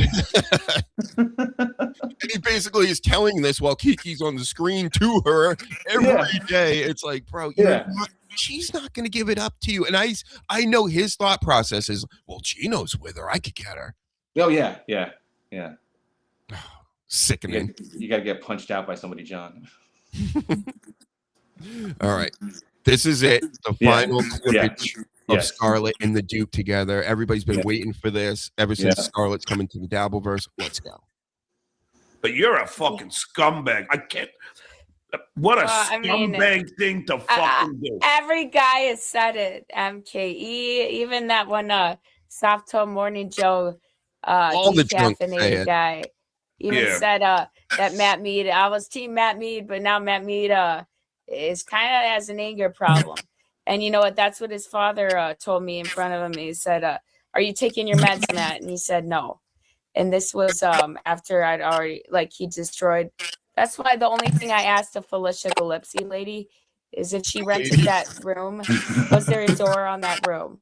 That's the one question that I was never going after Karmic or her or anything. I just wanted to know if there was a door on the room. And is it okay to have a door? Is it okay to have a door on your room? It's okay to be able to close the door and lock. Well, it depends, right? Some teenagers and stupid girls and boys out here should not have a door in their room. Is that what she's talking about?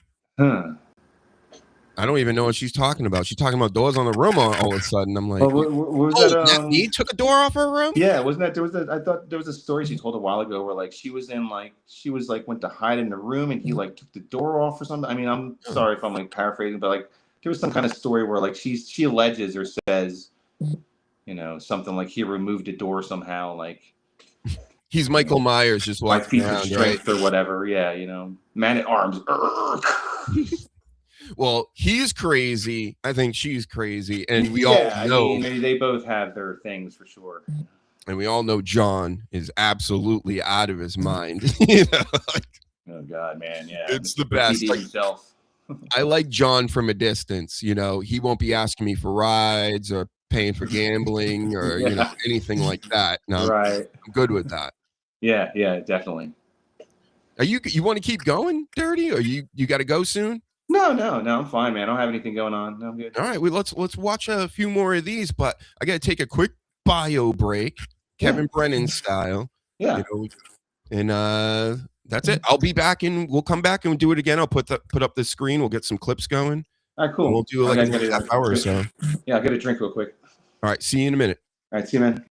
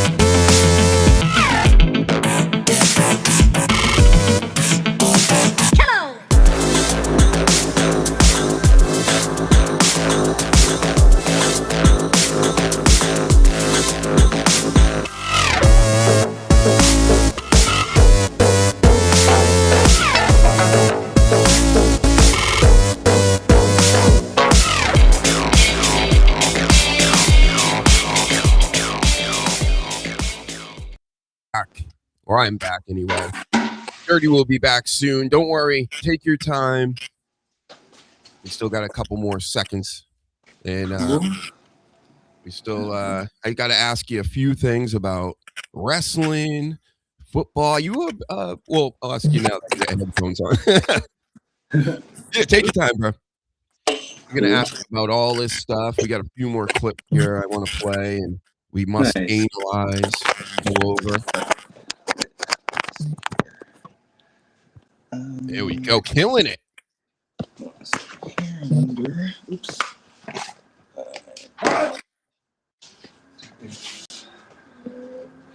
What do we want to talk about? Uh-oh, there he goes. Oh, no. Sorry about that. That's all right. Get set up. I'm kicking you off. Kevin Brennan style. I can see him off in the gray over here until he gets settled. That's right.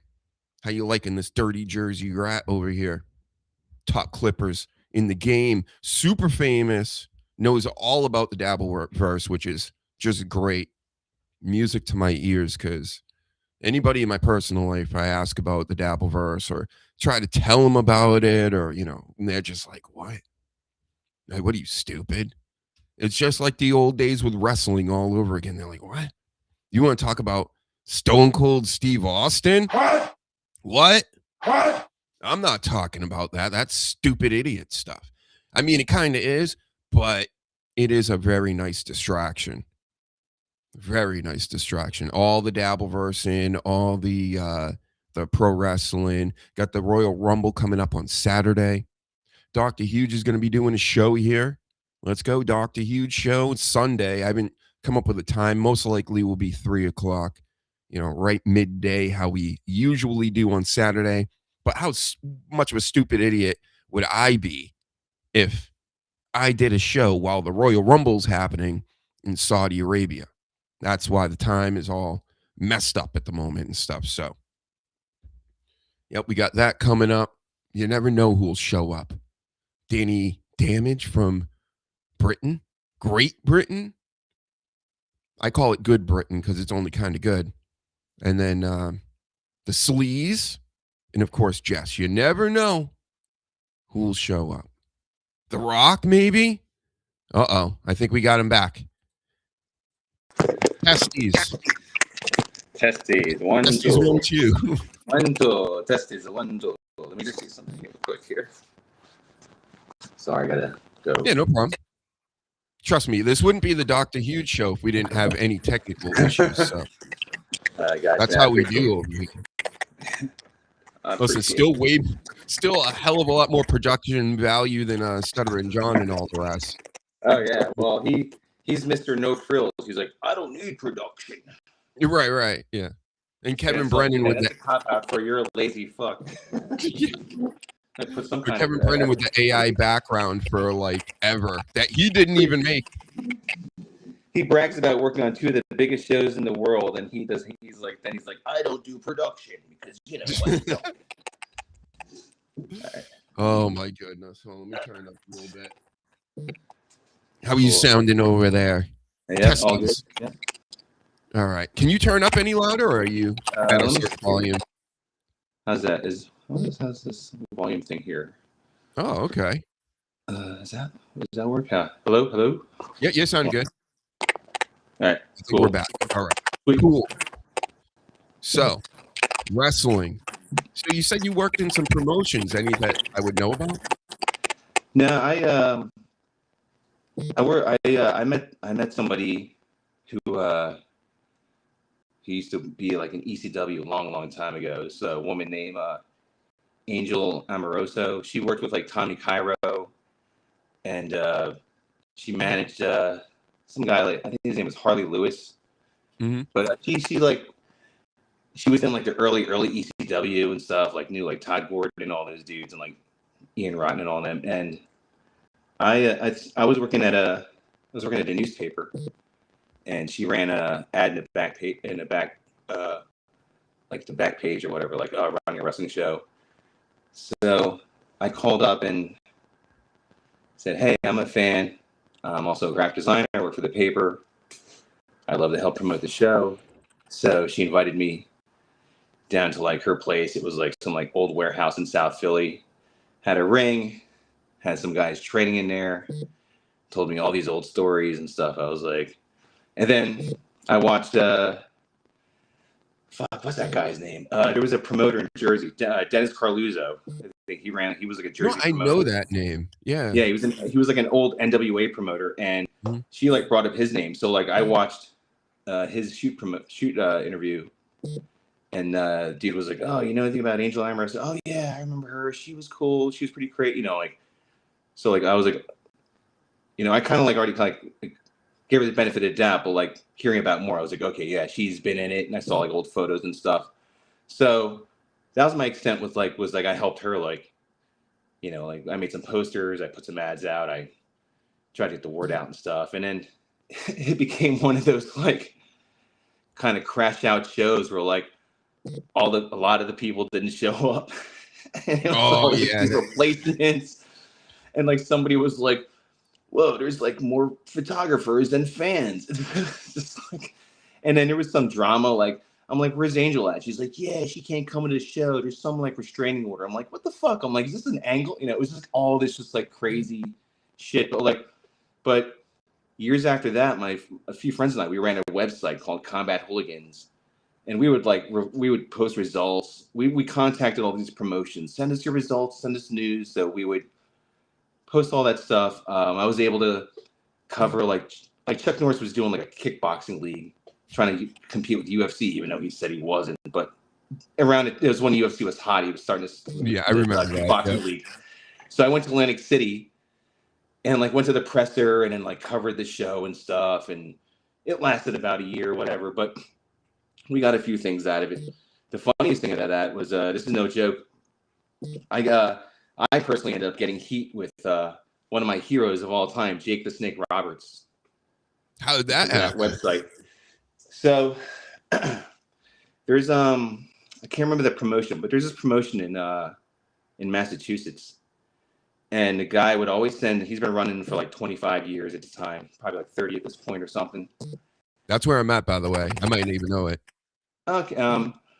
Yeah, I wish I could remember the acronym, but yeah, so he would send out updates, and it would be like show results, but it'd be like stuff that was happening within the promotion. You know, this guy's coming in, whatever, kind of, etc. Mm-hmm. So he sent one of the updates he sent, one of the pressers he sent, it had a story about when Jake Roberts was at his promotion. And it was when Jake was like not doing well.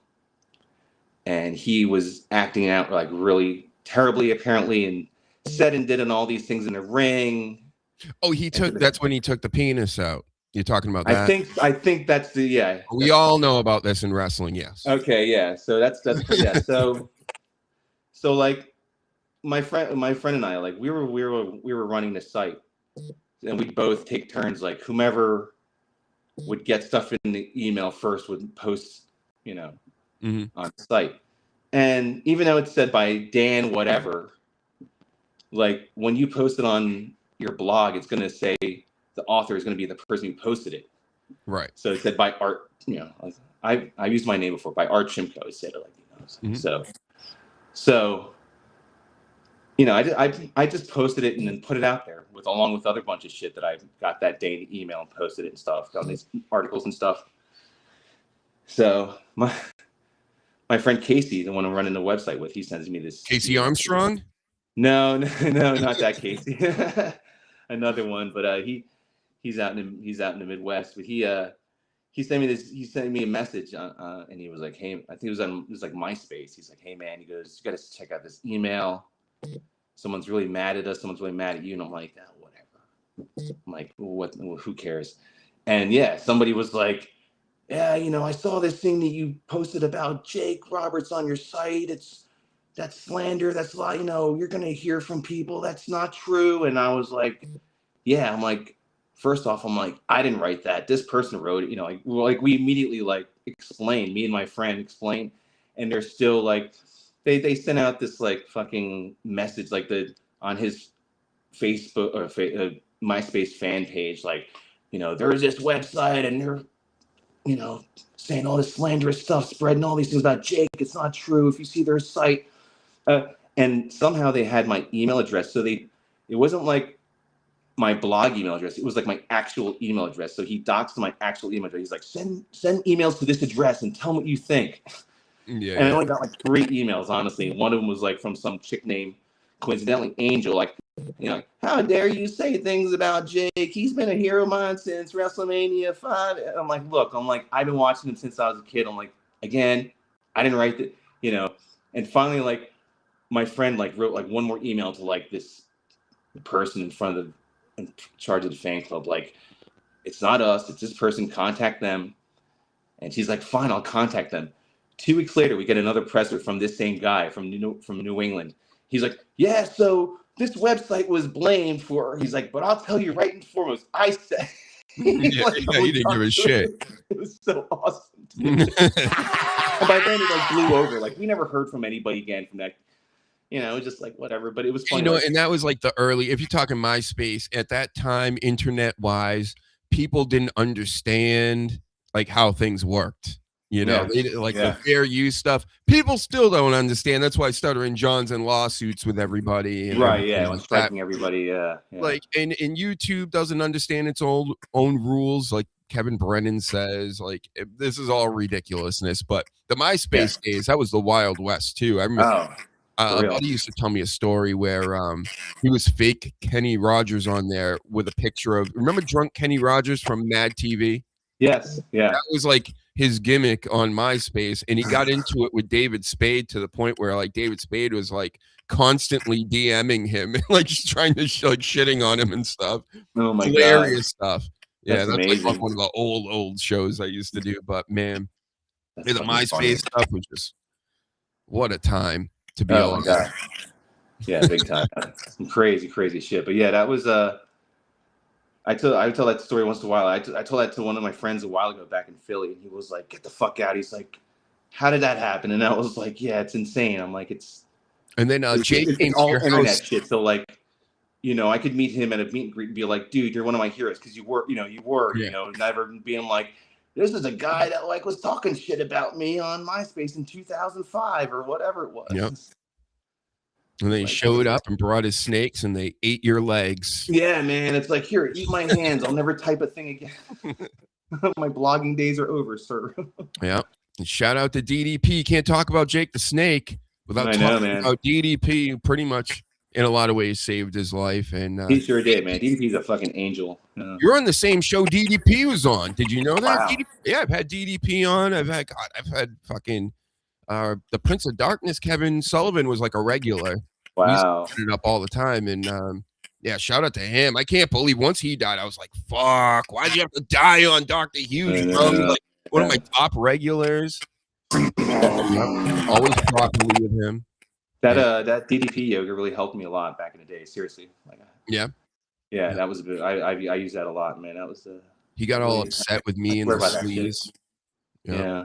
Because the sleaze, like, he likes to smoke cigarettes, and I Seth Rollins juices and stuff, and he was just so disappointed in us, and it was like really disappointed, like not like fake at all, like not in the way. Like he was just like, "You guys are fucking douchebags." And I'm like, "Well, like, what do you want us to do? Like, we all can't have a DDP, right over rework us." But yeah, right. It's like, where's my hemp shake? It's just... I know you got to know who HVAC is, right? If you're a MLC watcher. But who is it? HVAC North. Everybody knows HVAC North. Yes. I know. So famous. Yes. No. He's cool. He's been cool with me. I know. Yep. HVAC is great. Many of the chatter's great over there. Some of them not so great. Some of them say Dr. Huge isn't funny, and they call me the N-word. Can you believe that? Dope. I'm only kind of the N-word. I can't be a full-blown N-word. Like, what? What do you all a bunch of Anthony Cumias? Right. Yeah. But this does interest me, and I know everybody gets upset. But what are you, Dirty Jersey Rat? That's what everybody's how they say it to me. What the fuck are you? Oh, what am I? I'm a mix. I'm half Filipino, and the other half is whiter than anything that goes down Steel Toe's throat. Whoa, even whiter than Steel Toe. Wow. I'm a mix. I was born in the States. I was born in New Jersey. Yeah, don't get him, Ice. We don't want no we're not MAGAing it up, okay? Yeah. Yeah, I lived in Jersey. I moved out of there about like 9 years ago. Here in Texas. Change of pace. So I love you're it escaping ice. Yeah, we had a bit of ice here for like a couple days.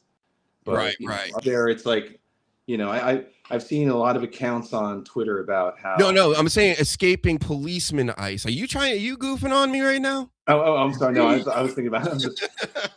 I'm on the alert for ice all the time. I've been here my whole life. Luckily, I haven't had any problems with ice. Knock on wood. So good. Yeah. Don't come for us. Yeah, no. Not at all. I'm already part of this whole thing. So don't come after me. That's right. Yeah. Yep. So with wrestling, with the watching of pro wrestling, you said you were a fan back in the olden days, right?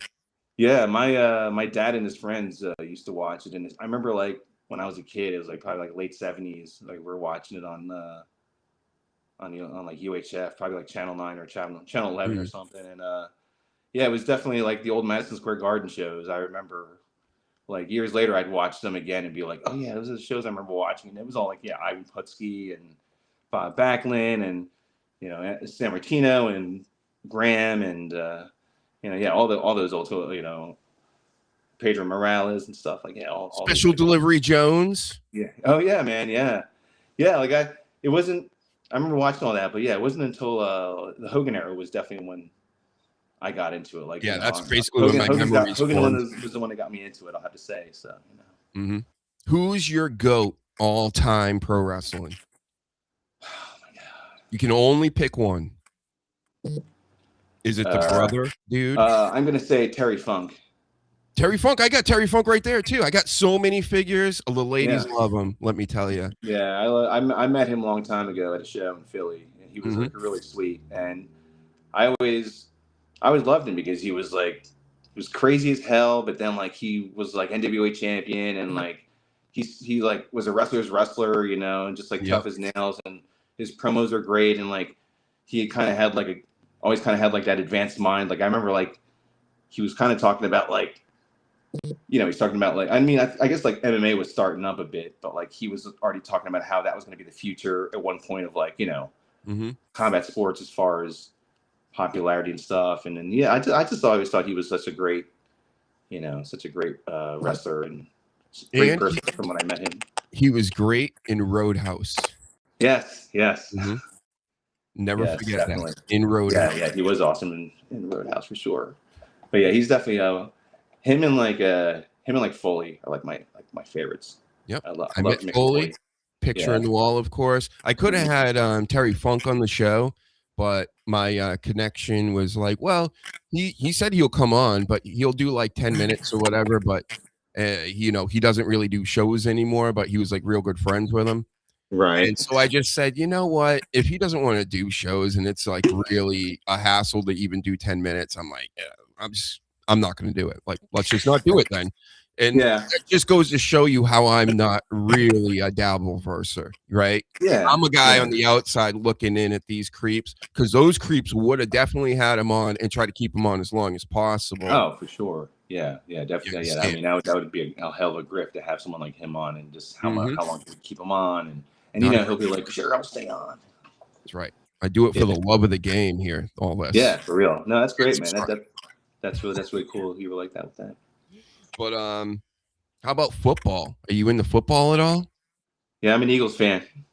Oh, Eagles! Yeah, I've been following the Eagles since '87, because even if you're not a fan, like Philadelphia media, like Philadelphia sports, especially Eagles, is a prominent part of the media. Like there could be a shooting in Kensington, there could be a robbery in Rittenhouse Square, but guess what?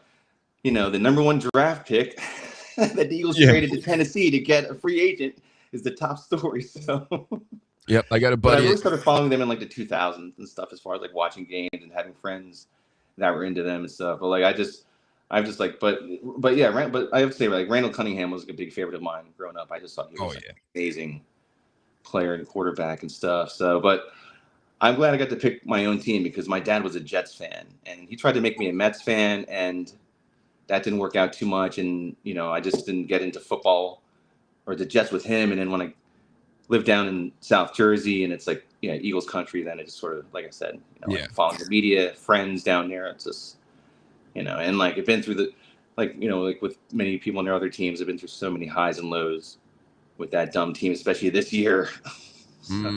Yeah, I got a buddy that comes into the chat. Philadelphia sports pride. Been knowing him since day one was ish out here. Yeah, and he's got a a whole before. Yeah, and he's always hating on the Philadelphia media. It's yeah, because they're so negative. Media, man. They're very polarizing.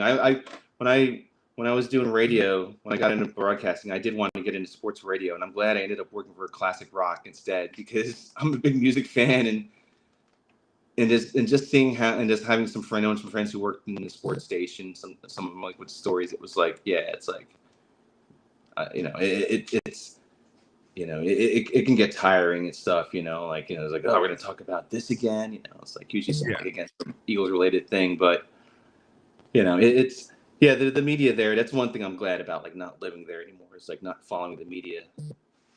It's hard to do sports talk well, because what the best even do on you know, mainstream radio and things, terrestrial radio, right? They call it. But they basically have an hour set up and they repeat the hour 4 times. Yeah. It's a shit. Very formatted. Yeah, I had a friend who was a call screener, and people be like, I want to talk about the Flyers. Why don't you ever talk about the Flyers? He's like, we're talking about the Eagles right now, sir. Do you have an Eagles point? He goes, no, I want to talk about the Flyers. He's like, call next hour. He like take the next call. He's like, want to talk about the Eagles? So, yeah. So it's even happened to me. Yeah. Again, during the driving jobs with you know, listening to Stern in the morning and then the sports talk in the afternoon. They get you all riled up. I'm like, I'm doing nothing but drive around. I'm gonna call in. You call in, I want to talk about this, that, and, you know, getting heated up now. And they're like, we're talking about this. And we're never going to be talking about that ever again. It's like, what? You know, Boston's pretty similar to Philly as far as all the negativity and stuff. Oh. No, yeah, definitely. Yeah, as far as how the media and how the fans are and stuff. I was up in, it was years ago, I was up in Boston, and I had my Eagles jacket on, and this guy was was joking around. He came up to me on the train. He goes, "What are you doing with that jacket?" I'm like, "What?" He goes, "Oh, I'm just teasing." He goes, "You're fine." He goes, "I have no problem with that team." He goes, "Now, if you had a Yankees jacket on," he goes, "that'd be your problem." And I'm like, "Well, I fucking hate the Yankees." He goes, "Oh, good, me too." Yeah, find some common ground. I'm like, I know the deal with the sports stuff here, dude. It's like, I get it. And especially up here, everybody's so relaxed now, just because of all the winning the past 20 years. Nobody gives a shit anymore. It's like the Patriots are playing in the Super Bowl. They could lose, and everybody is like, hey, they made the Super Bowl. It was never like that before. Right. It was always like, you're a loser, you suck. Yeah, no, for real. Oh, one other thing I wanted to mention with the wrestling thing, I trained very briefly in wrestling. I trained you. I trained in Chikara, Mike Quackenbush, and this one of the wrestlers, his name was Ophidian, kind of like did like a Cobra kind of gimmick. Kind of thing. I forget his actual shoot name. He told us his shoot name before. He's like, you can call me that too. And he's like, we always just remembered to. I was just knew him by his like wrestling name. So, but it was a 7-week course, and like week 3 or week 4, I like fucked myself up. I ended up like herniating myself. Damn, like bad? I had to stop. Yeah. Huh? Like real bad or just bad enough? Real bad, yeah. Like I was like, I remember like, I felt it, and I was like, I could feel it. I'm like, fuck. Like I just remember like sitting down, and I sat down for like a while, and I was like trying to stretch a bit too. But I was like sitting out, and then they were like, "Oh, we're doing these drills," or like it's like upper body. It was like, you know, collar elbow. It's like you could do that. So like I did that, but then any other kind of like drill we tried to do, I was like, I can't run, I can't. Man. So I had to stop. I had to like stop. Yeah, it sucked. I was like, I remember being like, "There's no makeup classes." He's like, "Nope." I'm just like, "Of course there isn't." Right. I signed a waiver. I'm like, "There goes my $250." That's but, like, but the time that I did it though, it was fun. It was fucking cool. It was like cool to like learn, like kind of the moves and do the drills, and I was fucking in pain like after every class, and like I was like trying. Yeah, not easy from what I hear, right? No, man, like dude, I remember I did the back bump like I think like 5 times or something before I got it, and they were like, "All right, you're good, get up." And like there was like people. I remember there was somebody that was like doing it forever, and they're just like. I was like, and then someone's like, "When are they gonna stop?" And he's like, "When this guy gets it right." And he's just like, "To like get up and do it again, get up and do it again." Like he would slap his hands. Run. It was just like all this little shit, but he'd be like, "Do it again, do it again." And I was like, "Holy shit!" But yeah, that shit hurt. It was fun, but it hurt. So yeah, I hear they back in the day, especially they tried to run people off. Yeah. The old school where like like just twist you up or beat the shit out of you basically. And Mankind got his ankle broken, I think, just in wrestling school. Like, and they broke it on purpose. Like, that's fucked up. Yeah, I remember Al Snow was telling a story about. I think he was trained by like Gene and Ole, and like Gene was fucking him up, and even Ole was like, "All right." Yeah, like Gene was. I mean, Ole was one that was like, "All right, think it's good." He was pretty bad. I think he broke something or was close to breaking something. He's like, He's like, but he came back the next day and they were just like, fuck. I was like, all right, like, sure, but said Gene was fucking him up really bad or something. Yeah, now they have influencers in there. That was a story from this past week, that there's a bunch of influencers, like social media people that went and started training at WWE, and they were all getting dumped on their head somehow. Like this girl comes out, she's like, "We're all concussed, and they said there's gonna be more people concussed." And it's like, what? Like, how does that happen? So like in my mind, it's like a conveyor belt of like guys just like dumping all these influencers on their heads over and over. Yeah, dude. I watched this. I saw this. Fucking what's his name? Brian Pillman's kid. He cut a promo. Yep, Lexus King. Yeah, he cut a promo in his car or something. He's like, something like, he's like, "My dad didn't die from an overdose in a hotel room, so I could see these NIL kids and college, grads, whatever, come in and take these spots or whatever, and blah blah blah." While I'm taking second fiddle or doing dark match in NXT, I'm just like, damn. Yeah. It's a whole nother day and age of this, especially in wrestling, but I mean, really everything. I mean, they're trying to ruin it for me. Do you still watch? Not as much. I keep up online, like on Twitter, like Facebook, or if I see some bits and stuff or like some clips, and I haven't watched regularly in a while. The last like the Attitude Era, probably. No, I've been going to some recent stuff. I went to All In last summer. What do you think about AEW? I like it. I haven't watched it lately. I mean, someone was like, "Oh, look at their ratings," or I don't know what direction. Or I like having them around. I mean, whatever way they're going and stuff. I think it's great to have another viable wrestling company like them. I mean, someone who actually has money and can actually run it, and is not like really fucking it up. I mean, I've seen some wonky shit with AEW, but man, it's like, dude, it's like if you've ever been to some like indies. If you've ever been to, or if you've ever like watched, if you ever really go back and watch like old Thunders, I mean, there's some like bad shit and like, and that's not to excuse anything they do. I mean, yeah, like I don't like, see through red, rose-colored glasses with everything, but it's like I like having them around. I like some of the things they're doing. I'm a big indie mark, so. To me, in a good way, and some people think it's a bad way, but like they're like a big kind of glorified indie, but much more. You know what I mean? Like the things they do, exactly it's like what it is. They're doing things that like me and there's so many other fans that are just like, which is why they gravitate. One of the reasons why I gravitate towards them is because they're doing shit where they're like, "Oh man, I wanted to see that," or "I wish WWE." You're like, you think about what you'd want to see in WWE, and you're like, you're not going to do that because you have a cookie cutter way, sterile way of doing things, and then AEW is going to take a bit of more of the chances. Yeah. So I like having them around, and because I forget about TNA. It's on right now. I forget about TNA. Like, as much as they're pushing them and shit, like, I still forget about them, man. And I used to like them, man. I remember like 02 to like 06, I thought they were fucking really good, you know. And I saw a couple house shows in Philly. I thought they were fucking good, you know. But then, you know, I don't know, like things happen, whatever, and they do, you know, like they run it the way they run it and stuff, and you know. But I think AEW's had more. I think AEW's had more of a consistent run in their 6 years than like TNA would have. You know, TNA's had great years, but you have to like go over time and put it together. You know what I mean? Like you have like this year was good. Like, you know, I think TNA like is Jason Voorhees basically. It just won't die. And even in towards the mid 2000s, I'm thinking to myself, how is this thing staying alive? And then they'll like go grab Kurt Angle, and then you know, then bring in all the older guys, Hogan and Nash, and that Steiner era. You know, we get gems like this. Yeah, I was watching a clip where they brought them back, and they brought back like the four-sided ring and stuff, like, and and the crowd's like, we want the 6 sides, like they're making this chant or whatever, and Hogan's like, I told you there'd be changes, brother. And, brother. I was like, I remember that whole era. That was so, you know, I was like, that was so funny, man. Like people were like, man, they're like, we want that ring back.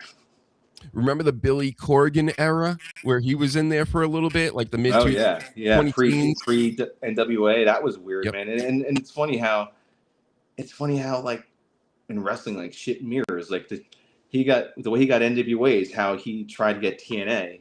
Yep. And then he sued them for that money, where he was like, "Oh, you're not going to make me the booker." They're like, "No, Billy, we just like that you gave us money and that your name is attached to us." It's like, sorry, Billy, like. Don't you know how long you've been a wrestling fan for? So it's like, you're not carny enough, Billy. They did him dirty. Yeah, they sure did, man. He's like, I want that $1 million back. And then he used it to buy NWA. And then he set up a match type, which I don't know if he created it or if it was around before, where you had the rounds. And then years later, NXT's doing it. You know the big cup they hold? Oh, or NXT recently, they got that cup. That's basically Billy Corgan's idea that he was doing in TNA with the round system. Right. The same thing. I wonder, that round system. I wonder, like, I don't know where he got that from, but yeah, that's definitely. I remember, he was doing that shit. He had that belt that was like a 6-sided. Like a octagon belt thing or whatever. It was like looked like like the ring or whatever. Yeah. So, and this wrestling business, talking about it every week, it can burn you out too. Trust me, I did it for years. But you know, my wrestling show, we loosely talk about it because we all know about it. We all watch it. You know, us people that that know each other and like our little hot takes, water cooler talk and stuff like that. But generally, what I'm trying to do is a comedy show. I've watched other like wrestling shows, and there's like 1 million of them now, right? They fucking stink, like for the most part. They're good ones, but holy shit! If you like wrestling, like give my show a chance sometimes because it ain't the same as the rest of them. Where they're like, I like this move, and then he did this with that move, and it's who gives a shit about any of that? I like the ones that are funny, that have like humor in them, like exactly. Like I like the like I'll check out your show, and then I like Wrestling with Regret. I think he's funny, and then there's a couple other shows. Any kind of like any Wrestle Me, I think is one of them. But yeah, anything that kind of like puts in like a little bit of humor, I think is because like some of the serious things, it's just like dude, I don't even listen to Wrestling Observer anymore. But if I want to hear that shit, I'll put on Pro Torch, like Pro Torch or something, one of those like. But I don't even want to hear that kind of shit. I want to hear like a funny take on a thing, like not like shitting on it, but just a funny ass like oh yeah, like that's smooth or whatever. It's like so. Yeah, like Shinsuke Nakamura calling in. I almost had him call in tonight. Oh man. Yeah, Shinsuke Nakamura loves calling in here and talking, and nobody understands what he's saying. It's like one of those type of deals, right? Yeah. Anyway, but let's watch one more clip here before we get out of here. We got from the Dirty Jersey Rat channel. We got to watch this advertisement first because I'm not paying YouTube. Okay, I'm never paying YouTube. I don't care. So I'll bad. watch the ads. You know what? I like the ads. How about that, Yeah, everybody? there you go, man. I actually like looking at furniture. Rat dirty. Dirty Jersey. Yay! I love that song. Oh, look at this. It says Adam Bush knew about Danny Masterson. I had to play this one because we were speaking about Adam Bush. We were talking about Pat Dixon. I'm gonna let them shine for a minute and prove me wrong. Yeah. These guys are highly entertaining, right? Not Stuttering John or Scarlett. Got it. All right, let's watch. Crimes. Thank you, Penis Wrinkle. You can address that if you want, but it's certainly not, I have no interest in hearing anything about it. All right, real quick again, everybody look at the screen. Penis Wrinkle asking Adam Bush if he knew about Danny Masterson's crimes. All right, let's hear. Crimes. Thank you, Penis Wrinkle. You can address that if you want, but it's certainly not, I have no interest in hearing anything about it if you don't really care. Why would you have no interest? You're doing a show, right? You're in the Dabbleverse, right? Yeah. That's like what they do. He's trying to do my gimmick, like I'm a great guy and I don't want to know nothing about this. Adam Bush, tell us more about Buffy the Vampire Slayer, right? Yeah, someone in my comments was like, boy, he dropped the ball on this one. He's like, what the hell? Why did he just say he didn't want to talk about it? I'm like, I'm like, I'll shrug. Oh no, fuck it. Or, you know, do you know? I mean, like Danny Masterson, blah blah blah. You know, it's up to you. I always throw it out to give you, you know, if you have anything to say. Turn a light on, Pat. What do you do? What does this do? Why is he in the dark? Yeah. All right. Anyway. To Penis Wrinkle? Yeah, just, you know, yeah, exactly. No, I mean, we worked together on a TV show for a number of years. What is he asking specifically? What do you think? Well, it's not even a question. It sounds like an accusation that you knew about Danny Masterson's crime. I mean, we all know. I mean, like, do we? Because I bet you there's a lot of people that don't even know who Danny Masterson is. He's a famous Scientologist and actor that used to be on the 70s show, the guy with the curly hair there. Hi. And, yeah. Supposedly, allegedly, I mean, it must be true, right? He's in prison, but then, you know, the scales and all that. But he, supposedly are joint women. Yeah. And this guy used to be on shows with him, Adam Bush, Timu, Bob Saget. I almost forgot his name. So stupid. I mean, I'm not exactly sure what that is. It's horrible stuff. It was 10 years before we ever met or worked together. But, you know, I say we. Oh, so we must have quit, right, Dirty? Yeah. It was 10 years before, not after or anything, right? Right. So it was like in the way before. Yeah, but way before I knew him, he was doing that stuff. Then he met me and he calmed down with it, right? Right. Yeah. It was a whole different thing by then. Believe all victims. That's what I say, or at least those. Well, definitely believe all victims. You know, all people. That's Wait a second. I'm sorry. I got to keep stopping this because isn't Felicia supposedly Gilly, the one the comedian we were talking about earlier? Isn't she supposedly, allegedly, in a YouTube TOS court, a victim of Pat Dixon's? Yes. Oh yeah. That's been her whole MO since she's. So he believes Felicia when he's talking. What? You understand what I see? My logic? Oh yeah, no, yeah. That again was brought up in my comments on my on this video. Wow. Yeah, I'm like, and my brain went to that too when I was watching. I'm like, wait a second. I'm like, is there a selective thing here with he believes some. All right, different story. And all penis wrinkles. That's even a smaller number of penis wrinkles. But he deserves a fair shake. I'm performing at the who penis wrinkle does, or Danny Masterson. Penis wrinkle deserves his voice. He deserves fair, his fair shake because he's a penis wrinkle. Yeah. No, the Danny thing's been. Answer the question, Timu. Bob Saget. So that's been. That is not going to change. He's guilty, right? That's it. Yeah, and he's in prison and all that shit. I mean, usually when there's a problem with some kind of a fucking, a criminal in a case. It's because he was never punished. I can't do this anymore. Just like I can't do this anymore, Dirty Jersey. Fuck this. I understand. Ridiculous. I'll just give you the quick spoiler.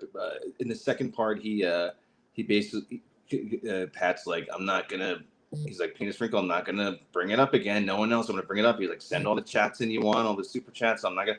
And then Adam's like, I'll answer his question because look, he's like, I've worked with this person. He's like, I've worked with like Kevin Spacey. He's like, I've worked with all these people who.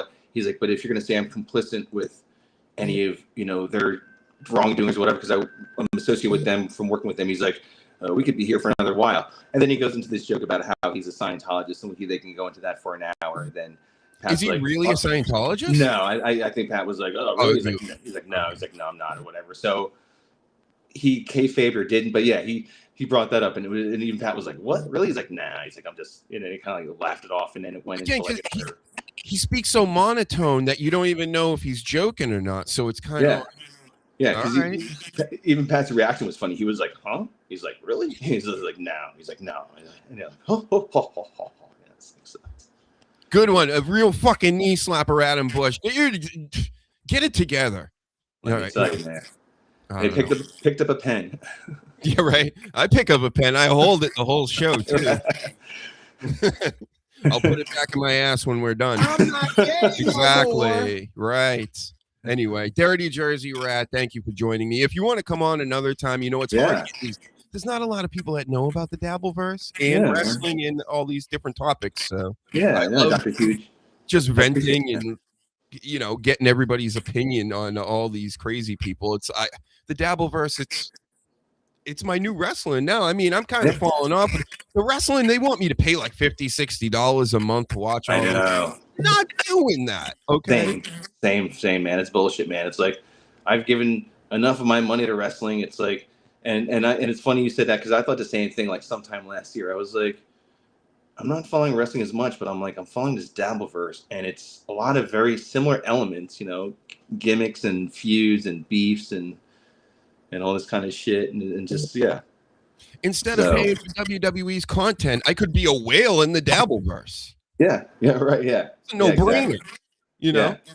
Yeah, I mean, it's just you just immerse yourself into the Dabbleverse, and then someone's like, who's this person now? Oh no, another new person. Fuck. Yeah, I'm gonna be called every name in the book once I should have closed that gate a long time ago. What the fuck? Do we need another? But yes. Thank you. It's all fun, but thank you, dude. I appreciate you, dude. You're doing the Lord's work out here, clipping for us. All these things we don't want to really watch all the time, but keep doing it. Keep grinding. Thanks for coming on. We'll definitely have you on again here. And thank you, Dr. Hughes. Bro. Thank you. Thank you, everybody, for watching and listening on all the podcasts and on the live streams all over the interwebs. We'll talk to you guys later. Bye. See ya. See y'all. Take care. Bye. Bye.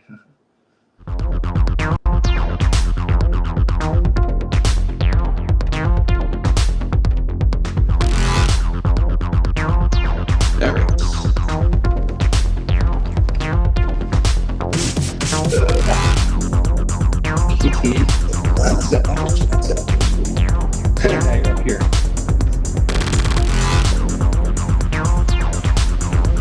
So go fuck yourself. Go fuck yourself. Seriously. Oh, jeez, she's gone. Go. Literally.